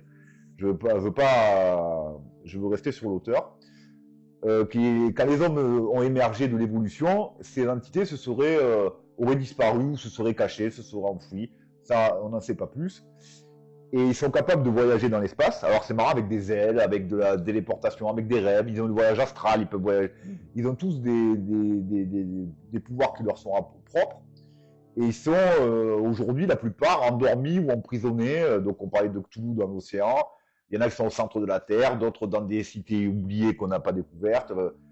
On ne sait pas trop pourquoi. Par contre, on pense que pour Cthulhu, là c'est Lovecraft qui le dit, on pense, parce qu'il le dit dans l'appel de Cthulhu, il a pas, quand il a été réveillé, il s'est rendormi parce que c'était pas le bon alignement des étoiles, quoi. Au niveau cosmique, c'était pas son heure, c'était pas la bonne heure. Donc il a éteint le réveil, il est reparti se coucher. Il y a de la poésie aussi. Et il y a un côté comme ça qui est sympa. Et le fait qu'il ne l'explique pas, c'est encore mieux, qu'il le suggère, tout ça, ça permet aussi de se l'approprier et d'imaginer tout un tas de possibilités. Donc dans ces grands anciens, il y a Cthulhu, donc on va revenir dessus. Lui, il est indifférent complètement à l'humanité. Pour lui, comme tu disais, on est des insignifiants, on est comme des fourmis. Mais sa simple présence influe sur le comportement des gens. C'est-à-dire qu'il les pas manipule, mais il leur met une influence un peu néfaste. Mais il pourrait détruire la Terre en un claquement de doigts s'il en avait envie. Donc bon, finalement, il est passé. C'est à la Lovecraft, il n'y a pas de meurtre encore. Les gens finalement, c'est dans leur folie qu'ils meurent. Ils sont pas directement tués. Mais parce que ce sont des visions que l'humanité ne peut pas supporter, parce que c'est trop il y a trop. Il y a trop de philosophie, il y a trop de physiquement, c'est inconcevable. L'influence psychologique est trop forte. On n'est pas dans le même, dans le même bois, quoi. Voilà. Après, je dis, il y a Gata Toa. Alors, celui-là, je l'aime bien. Alors, c'est pas Lovecraft qui l'avait écrit lui-même, mais il l'a fait. Si, c'est lui qui l'a écrit lui-même. Il l'a ghostwrité. C'est-à-dire qu'il l'a écrit pour un des auteurs. Quand tu disais les boîtes à outils. Il a dit, tiens, Cthulhu, il doit pas avoir un fils, machin. Mais tiens, je te l'écris, même, le truc. Et c'est lui qui l'a écrit, mais sous le nom de, c'est pour quelqu'un d'autre, quoi. Donc, Gata Toa, c'était, le fils de Cthulhu. Donc, ça veut, je le dis juste pour dire que ces dieux, ce sont pas des dieux, se reproduisent, ont des relations, ont des enfants, etc. Ensuite, dans sa hiérarchie, enfin, c'est pas des hiérarchies, une fois de plus, c'est pas le mot, mais dans les entités qu'il y a, donc là, on a parlé de quelques grands anciens. Il y a les très anciens qui sont un peu moins forts et qui aussi étaient là sur Terre avant l'humanité, mais qui sont un peu restés avec eux. Et ils sont partis après dans les terres des rêves, et c'est eux qui peupleraient Kadat, la ville onirique dont le livre, dont la nouvelle existe, quoi. Et elle est peuplée de gens, enfin, de très anciens qui sont des entités pareilles. Alors, elles sont moins grosses, moins cosmiques, elles sont d'apparence plus humaine. Et elles aussi, elles se reproduisent, elles peuvent même se reproduire avec des humains, celles-là. Donc c'est un peu,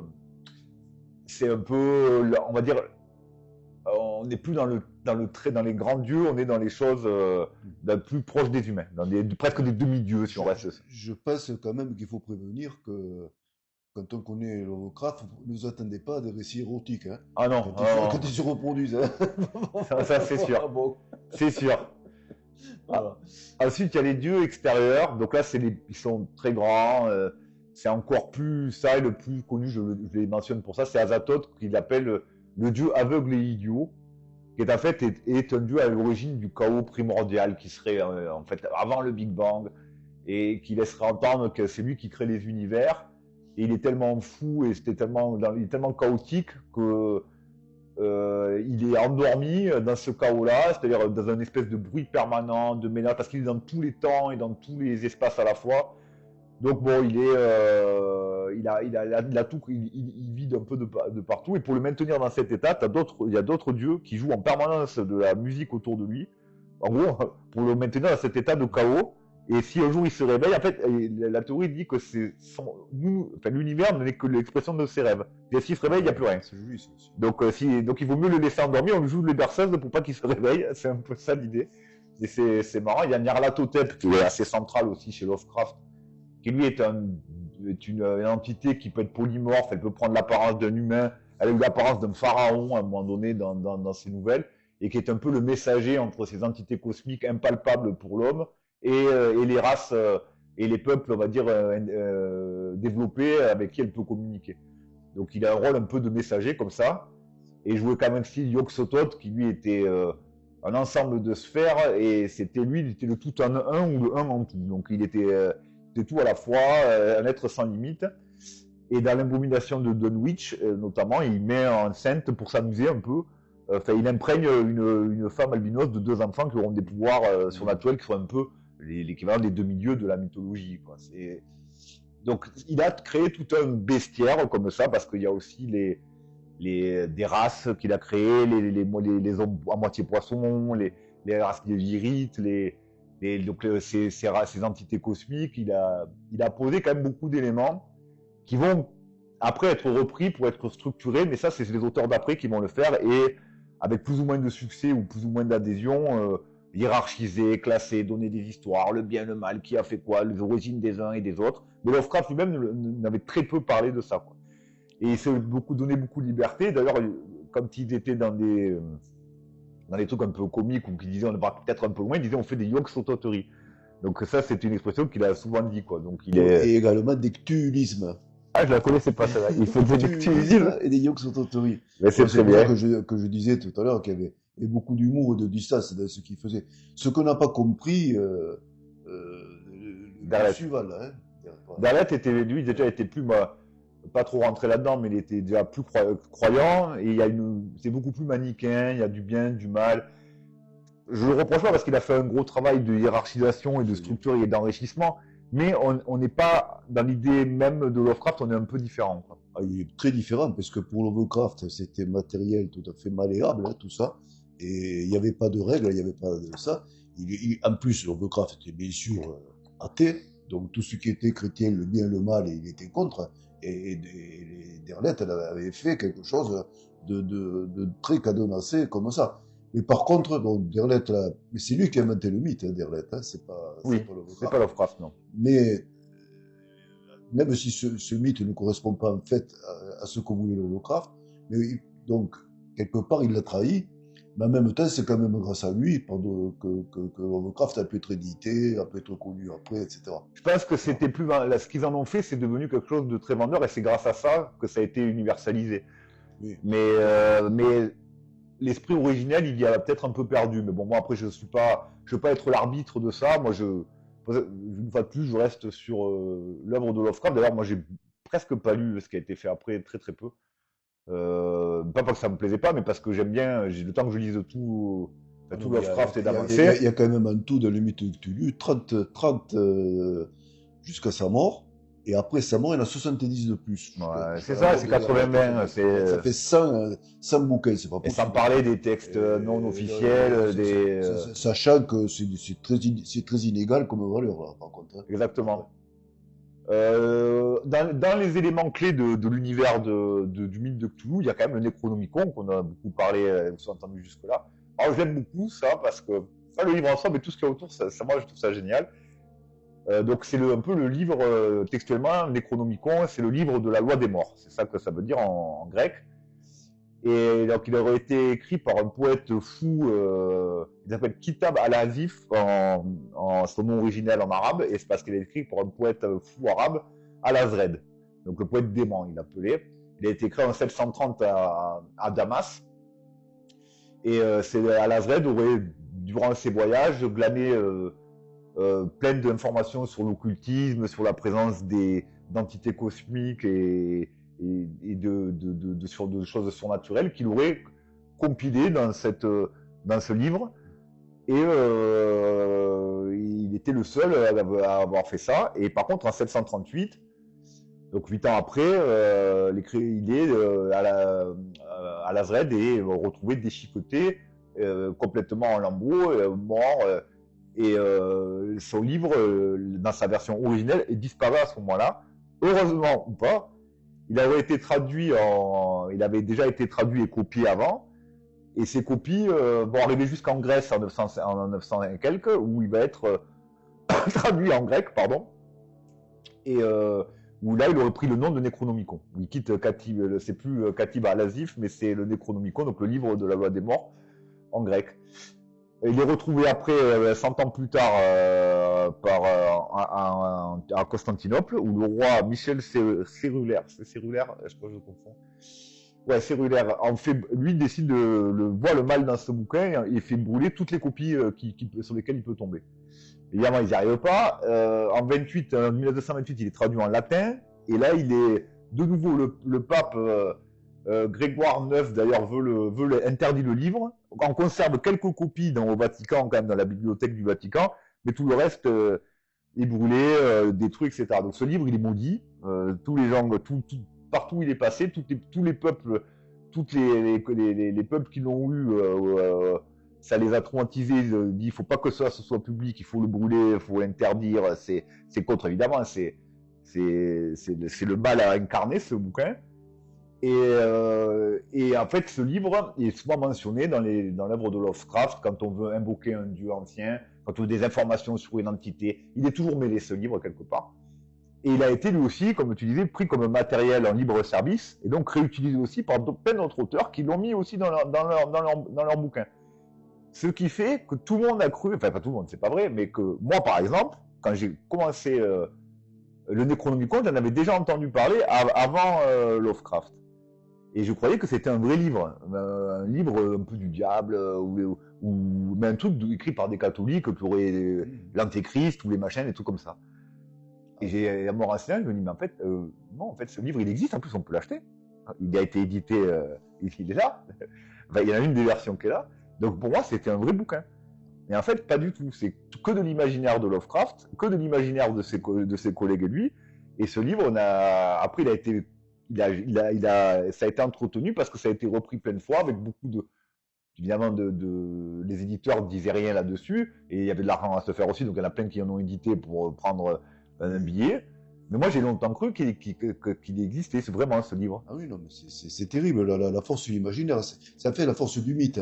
C'est un peu comme Conan Doyle avec Sherlock Holmes, quoi. Les gens allaient à Baker Street Pour voir la maison de Sherlock Holmes. pour aller lui confier des enquêtes à Sherlock Holmes. Mais c'est terrible, les choses qui passent dans la Il réalité. n'existe pas Sherlock Holmes Hein Il n'existe pas Sherlock Non, mais j'aurais pu. Voilà. Tu vois, C'est pareil. Et d'ailleurs, le Necronomicon, moi je croyais que c'était aussi comme toi. En fait, c'est des pastiches, quoi. C'est des trucs tout à fait. inventés. Et il y a des gens, il y a des jeunes surtout. C'est Houellebecq qui le dit. Quand il a signé son bouquin, là, Houellebecq, il y a des jeunes qui venaient, mais ils voulaient pas lire Lovecraft, il l'avait jamais lu.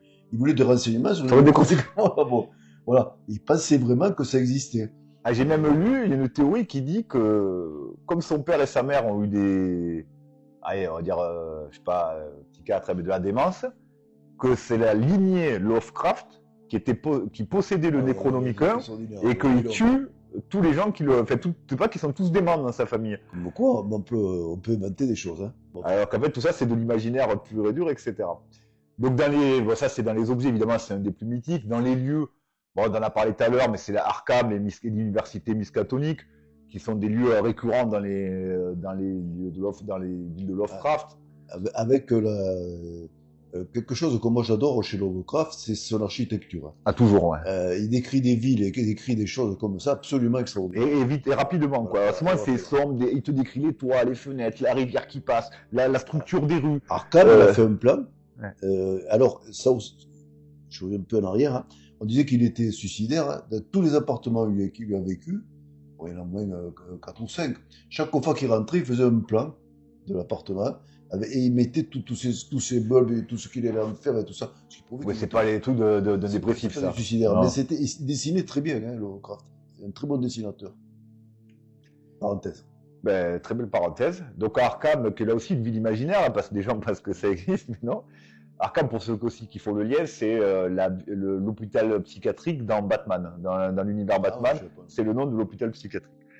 Et vous enferme tous les fous, le Joker, les machins, ils sont tous enfermés là-bas, quoi. Donc c'est la folie, on l'enferme dans Arkham, quoi.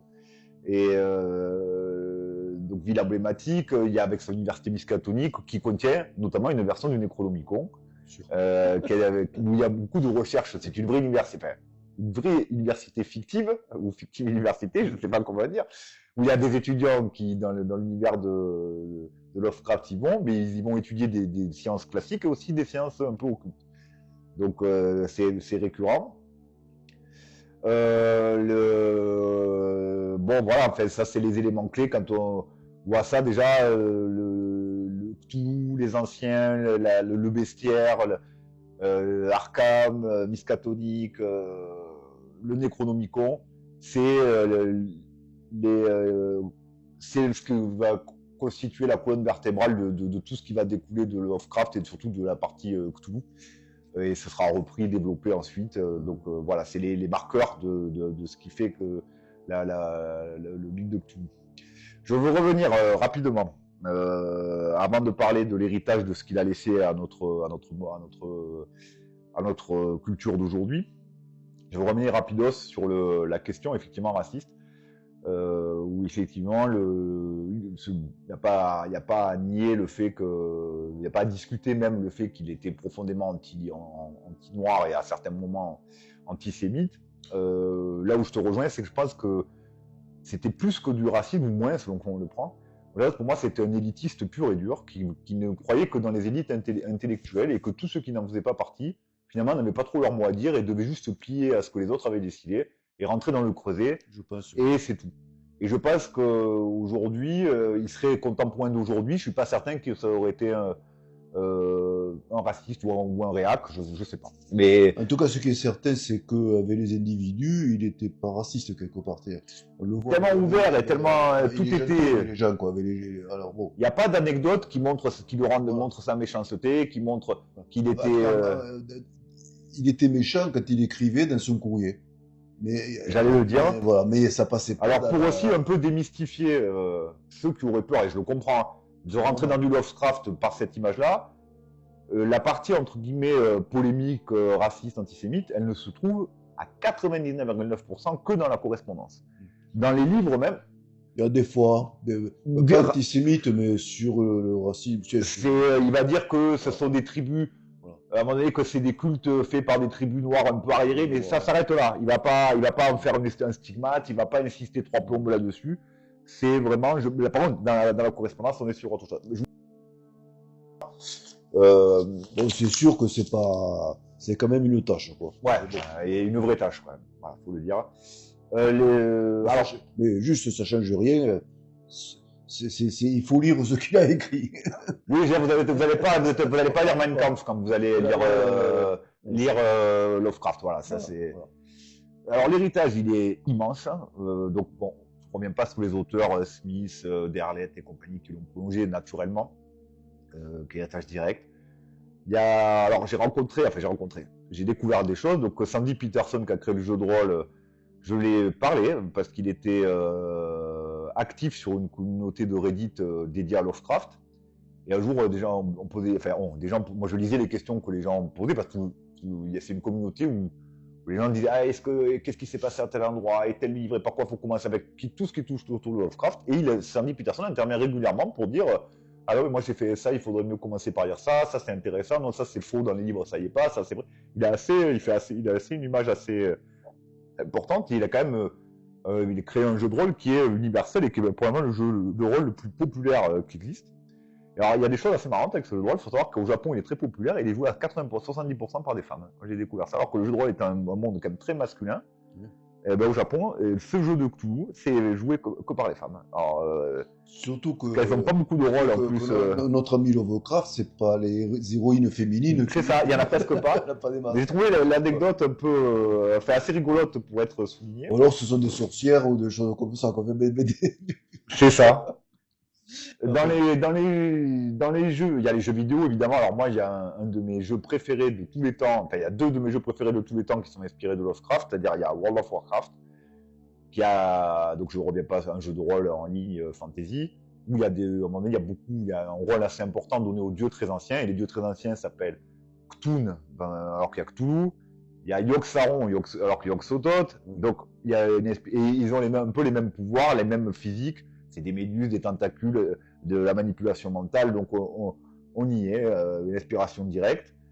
Il y a Bloodborne, qui est pour moi un des jeux les plus graphiquement parlant en termes d'univers, les plus vraiment proches et aboutis qui se rapproche le plus de Lovecraft et qui est très abouti, fait par From Software. Alors, le jeu en soi est difficile, mais l'univers est génial. C'est l'histoire d'un chasseur dans une ville très gothique, sombre, où en gros il y a une église qui a réussi à trouver, alors je ne connais pas exactement l'histoire par cœur, parce qu'en plus c'est l'histoire elle est cryptique, c'est-à-dire qu'elle n'est pas racontée, il faut aller fouiller dans le jeu pour trouver ce qui se passe, mais en bref il découvre du sang de dieux anciens qui permet de guérir les maladies, donc l'église distribue ce sang, mais il y en a qui disent que ce sang il a finalement des effets secondaires, où quand au bout d'un moment on devient un monstre, donc pour tuer ces monstres il faut des chasseurs dont le seul métier est de débarrasser les monstres de la ville, mais plus les gens sont malades, plus ils prennent le truc, plus ils prennent le produit, plus il y a de monstres. Donc, ça devient très chaotique. En fait, on se rend compte que derrière, il y a des dieux,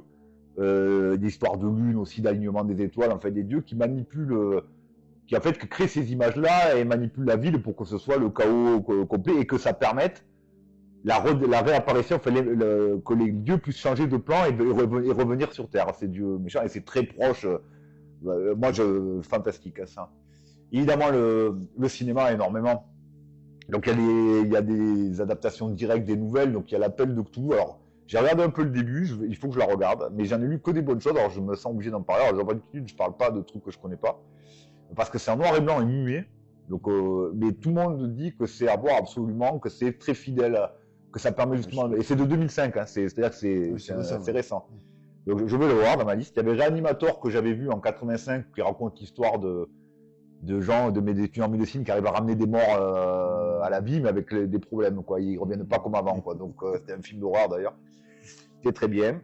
Dans les inspirations, il y avait l'antre de la folie de Carpenter aussi, qui avait The Thing aussi de Carpenter, qui est très inspiré, il y avait les montagnes hallucinées qui a servi beaucoup. D'ailleurs, j'ai une anecdote sur les montagnes hallucinées.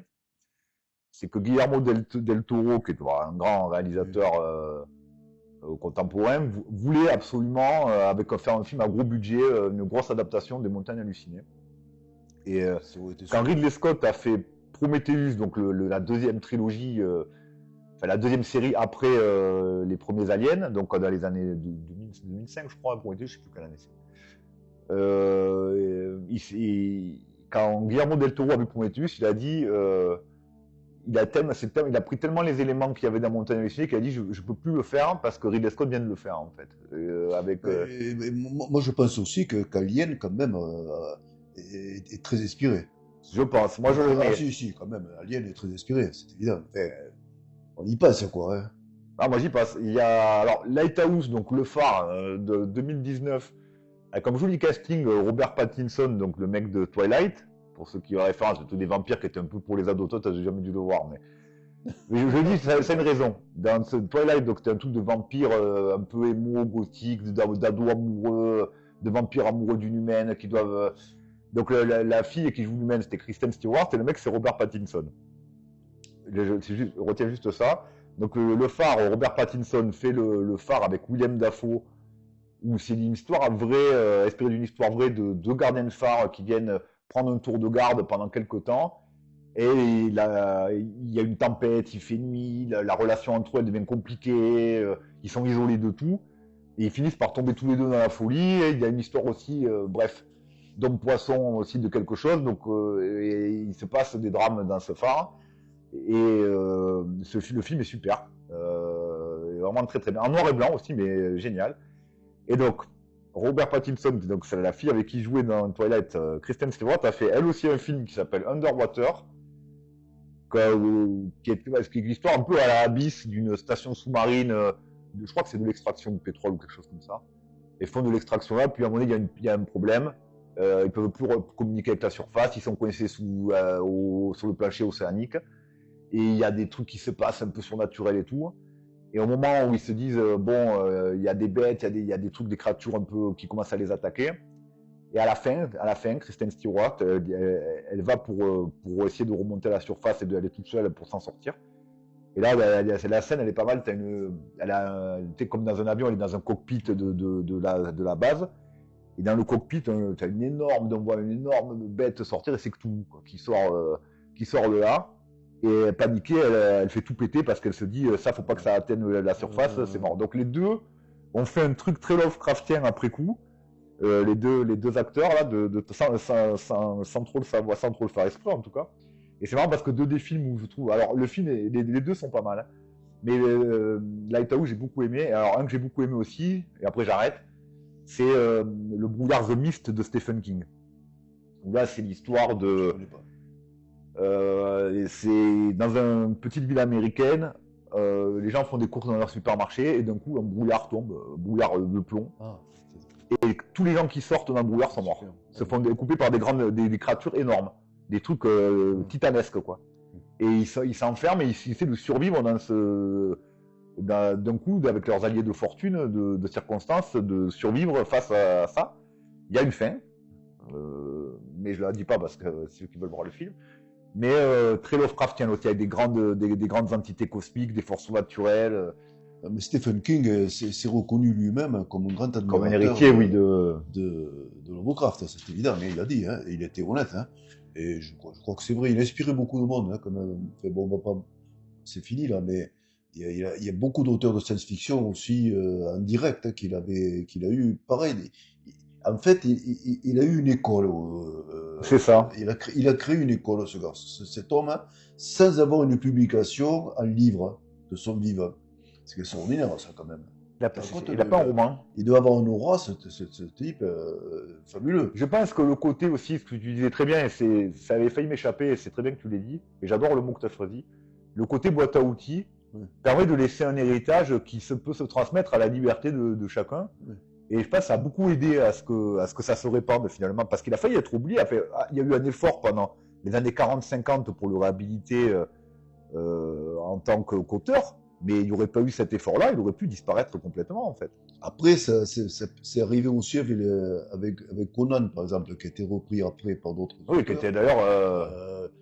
On parlait l'autre fois de Philippe K. Dick, là, avec Blade Runner. Il y a d'autres Blade Runner qui ont été faits après, mais qui n'étaient pas du tout de Dick. Non. On peut reprendre après tout, pourquoi pas. Mais lui, c'est de son vivant. C'est très différent. C'est de son vivant à lui, il était C'est ça. Il était hyper actif. C'est quand même génial, ça. Bon, en tout cas, moi, ça m'a été un sacré exercice. Je pense qu'on a tenu à pas mal le chrono. On aurait pu failli déborder, mais c'est pas si mal. Parce que c'est quand même une œuvre massive et puis on a beaucoup travaillé dessus. Et je te remercie d'ailleurs beaucoup parce que je sais que c'était un challenge pour tous les deux. Et tu l'as fait moi, avec j'ai brio. beaucoup appris, je reconnais que franchement, je le connaissais mal, je l'appréciais mal. Et là, je trouve vraiment qu'il vaut le coup, ça vaut le coup de rentrer dedans, quoi. C'est une œuvre, c'est pas parce que c'est ancien que c'est difficile, hein. Et c'est vrai que il faut le lire, quoi. C'est pas, Ouais. mais bon, c'est bien. Ça fait peur. Ça fait peur. Sur ce, avant, un petit indice sur la prochaine auteure qu'on attaque ou pas? Oui, vas-y. Non, je te laisse, dis des petits indices. Moi, je pensais, bon, on a en possibilité majeure pour moi, c'est un auteur français. Enfin, un auteur Voilà. français. N'en dis pas plus, On avait peut-être. 3 Américains, donc ce sera un auteur français. De science-fiction, toujours. On est toujours dans le dedans, hein, c'est évident. Qui, moi, me plaît beaucoup et je pense qu'on aura tous les deux de la matière pour échanger là aussi. Je pense qu'il y a beaucoup à dire sur lui et peut-être qu'on en profitera pour parler un peu de science-fiction française quand même. Ça serait le bon prétexte. Merci Voilà. à vous en tout cas. Merci papa et Merci à vous. à bientôt. Merci. Ciao, ciao.